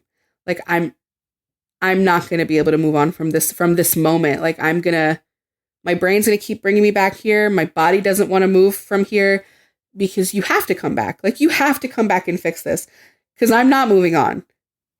So the only other option is to leave me here and I'll just become covered in dust and just like fucking whatever, or come back and I'll wait and we'll pick it back up. That's what's so sad about this song too. And I almost feel, I don't know if it's Griffin. Like we've been talking about like her songs are almost healing by the end, right? Like Happiness did and Evermore just did. Sure. This one doesn't. This one ends with, but if you ever think you got it wrong, I'm right here. Like she's not leaving the restaurant. It's a really specific. They thought that I'd find some perspective, but I'm unaware because I'm right so where. We've talked about the Slytherin losing their person. We've talked about the Hufflepuff losing their person. This is a Gryffindor losing who they thought was their person. And instead of looking at it, like you said, like with Happiness, because I know I need to like move on. If I don't wish you well, I can't move on. Or looking at it like Tolerate it, like I know my worth. I could just drop you, motherfucker. Like, don't think I can't do it. This is like, whoa, I can't move. I actually can't. Like, we were supposed to be this. How are you going to tell me it's not what we've talked about? It's not what we promised each other. It's not the future I saw. I saw it. Like, you're telling me a reality that I saw is not a reality? Mm-hmm. That doesn't make any sense to me. So, yeah, you can, a Gryffindor very easily can get frozen in a moment it takes a really long time to come out of it. I mean, this is the point of the heartbreak where the Gryffindor is in it, right? And they really don't think they're ever going to come out of it. You will one day. But it's like, in the moment, that's what it feels like. It's like, oh, I can't physically move. It's so sad. And a lot of people give this one to Wanda. I know we talked about that. Like, not on the pod, but they played it at the it. club. I think I said on the pod. Oh, maybe I didn't. They played it at the club. I don't think we wanted to say it before, but yeah, it's. Yeah, I don't know. I guess I don't think about it in the Wanda way because she's like, I know it's not perfect. It's not I know they're two completely different things to me. Somebody choosing to move on from you as opposed to like Vision died. Oh my God. You know, when the first heartbreak I ever had, I felt like I was going to fucking die. And I remember talking to my dad about it and I was like, I just don't know what to do because it like it's so bad. And he was like, yeah, when my mom died, it was really hard. And I was like, did she fucking choose that? Because you're talking to me about stuff like that doesn't make any fucking sense. And I just remember being so appalled by the comparison that you just no, but you're right. Like it's two totally different things for me to be able to refuse to move on from a death and to be able to be unable to move on from somebody telling you that you do not belong in my life anymore. Right. After we decided we could be like I saw the whole you don't get fixated on a person like this that you've been dating for a few months. This is like, she's 23. Her life was just starting with him. She was probably anticipating engagement. She was anticipating kids. She was this is a person that you saw a future with, especially in your early 20s. Yeah. To have that ripped away from you before your late 20s and your 30s and the times where like you're looking forward to things and experiences, to have whatever picture you had painted ripped away from you. Yeah. In a fucking restaurant. Yeah. No, but I mean those two lines, I give those to Gryffindor too. Did you hear about the girl who lives in delusion? Breakups happen every day. You don't have to lose it. Because it's like that wouldn't be something you had to say to a Slytherin.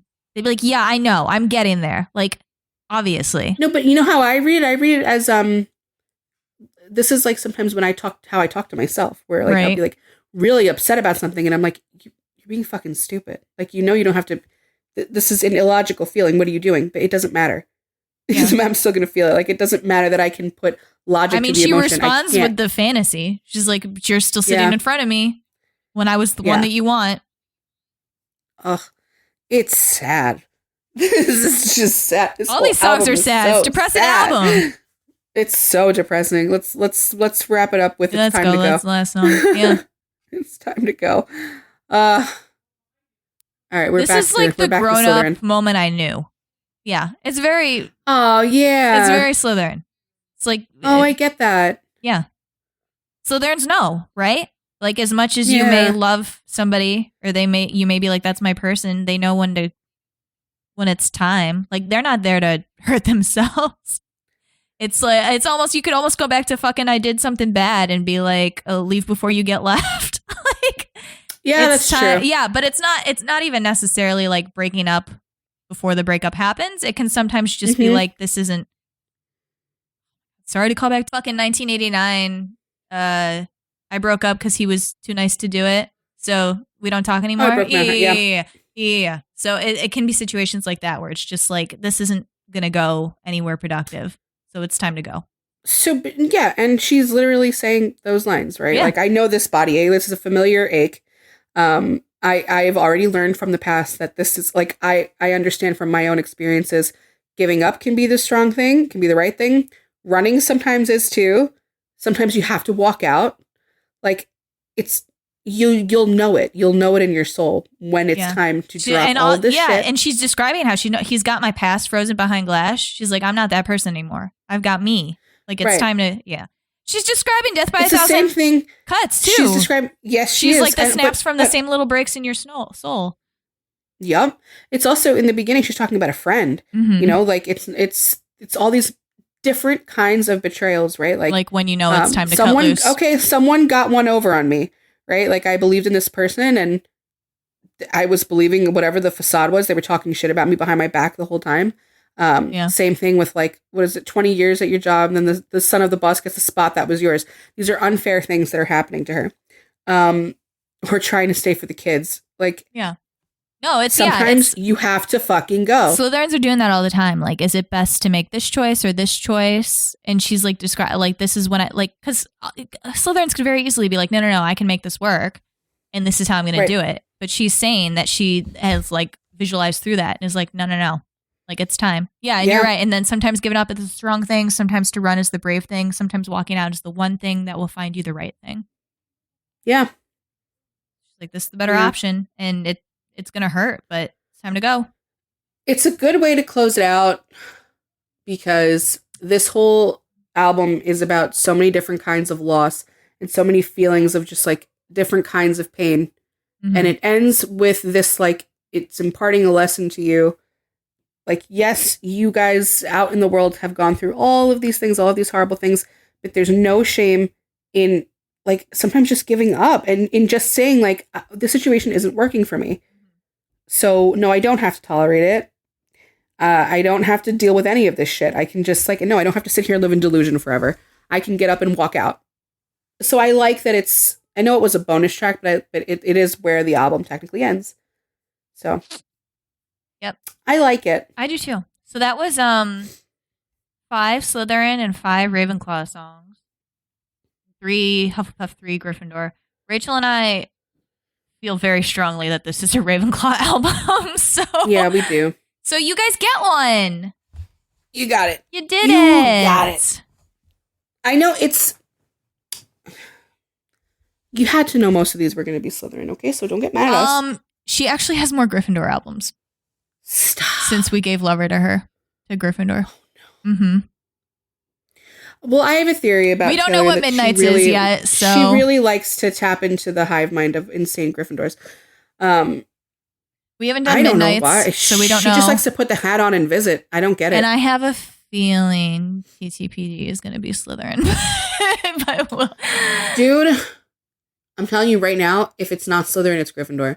Because it's either a sister to Rep or it's a sister to Red. And I'm very scared to find out which one. I think narratively it makes more sense to be a sister to Reputation. But if she goes fucking unhinged and she goes off the rails, I don't know. I don't know where she's going to take us. I feel like it doesn't look like one of those kinds of albums. the manner of the unhingedness. Yes. So I don't know yet. Yeah. If I'm just looking at the aesthetic of it, I could guess Slytherin, right? Yeah. Then I saw some of the lyrics and I was like, ooh, what do we do? This one might get crazy. I don't know. I'm very excited to find out. I have a theory for Midnight's. I have a house picked out for Midnight's in my head. I mean, I have where I think the taste, but I have no clue how it's going to shake out. I have such a feeling. Some of the songs I actually haven't sorted in my head though, so I'll have to go back and see. Yeah. As it stands right now, she's got 3 Slytherin albums, 4.5 Gryffindor, because we don't know what debut is. Half a Hufflepuff and then a Ravenclaw. So she just likes going crazy. I'm sorry. Sorry, everybody out there. If it helps, she's dating a Gryffindor right now. Just in case nobody out there knew. Yeah. Since he won't have any songs, you can just have it. Yeah. I mean, she's one of the Slytherins who loves Gryffindors, I think. Yeah. Basic bitch. Hey. I mean, if we had given Lover, we're very lovable. If we had given Lover, it would have been tied. I don't know. Some albums just have vibes. I don't know. Yeah, like, they do. We're doing listen to me. I'm going to tell you right now. Nobody else in the fucking world has done what we've just done here. Written about okay? Gryffindors. Yeah, somebody else do it, and then we'll compare notes. It's fun to have unhinged main characters. It just is. It's just fun that way, and I think Taylor likes. I think they're the most relatable too. Like you keep going, like this is the most unhinged. I think you also have like the most relatable. Like a lot of Gryffindor songs are the most relatable. I don't know how that's possible because I don't know how the world would function if like Gryffindors were the leading house. I really don't. How do you know they're because not? The way I don't know. I'm saying I don't know how the world would function. It might be functioning right now. It's got to be mostly Hufflepuff and Slytherins. It's got to be. I think people write Gryffindors because they're like fun to look at under a microscope. Like, haha, look at this fucking ridiculous shit you're gonna do. Like, it's really easy for me to get inside a Gryffindor's head. So I don't know. I'm not confused about how Taylor's doing it at all. I guess my problem is, why do you want to? Because we can leave. Okay. Okay. If I was just visiting, yeah, I'd probably like it more. Yeah. Anyway, this might be longer than the other one. Jesus Christ. All right. The next one, Promise, will be way shorter because it's only one album. It's only one album. Yeah. And we're live sorting, so that will be fun. We will let you go now. Yes. and catch you on the next one. All right. Bye-bye. Bye. It's time to go. I wanted to say that before we stopped. Okay, bye. Thank you for listening to Sort of Brilliant. If our sorting choice has inspired any rage or excitement, we'd love to hear from you. We're open to feedback, suggestions for characters to sort, and solid counter-arguments with citations. Never forget your citations. You can find us hanging out on Twitter and Instagram at SOB_pod or shoot us an email at sortofbrilliant@gmail.com. And since we're not above begging, please rate and subscribe to Sort of Brilliant on Apple Podcasts, Spotify, and wherever else you listen to podcasts. Please share our posts on social media. And if you're a Gryffindor, maybe you'll inspire sorting fights among your own friend group. The theme music is Hot Shot by Scott Holmes. Can't wait to sort with you again next time. Bye!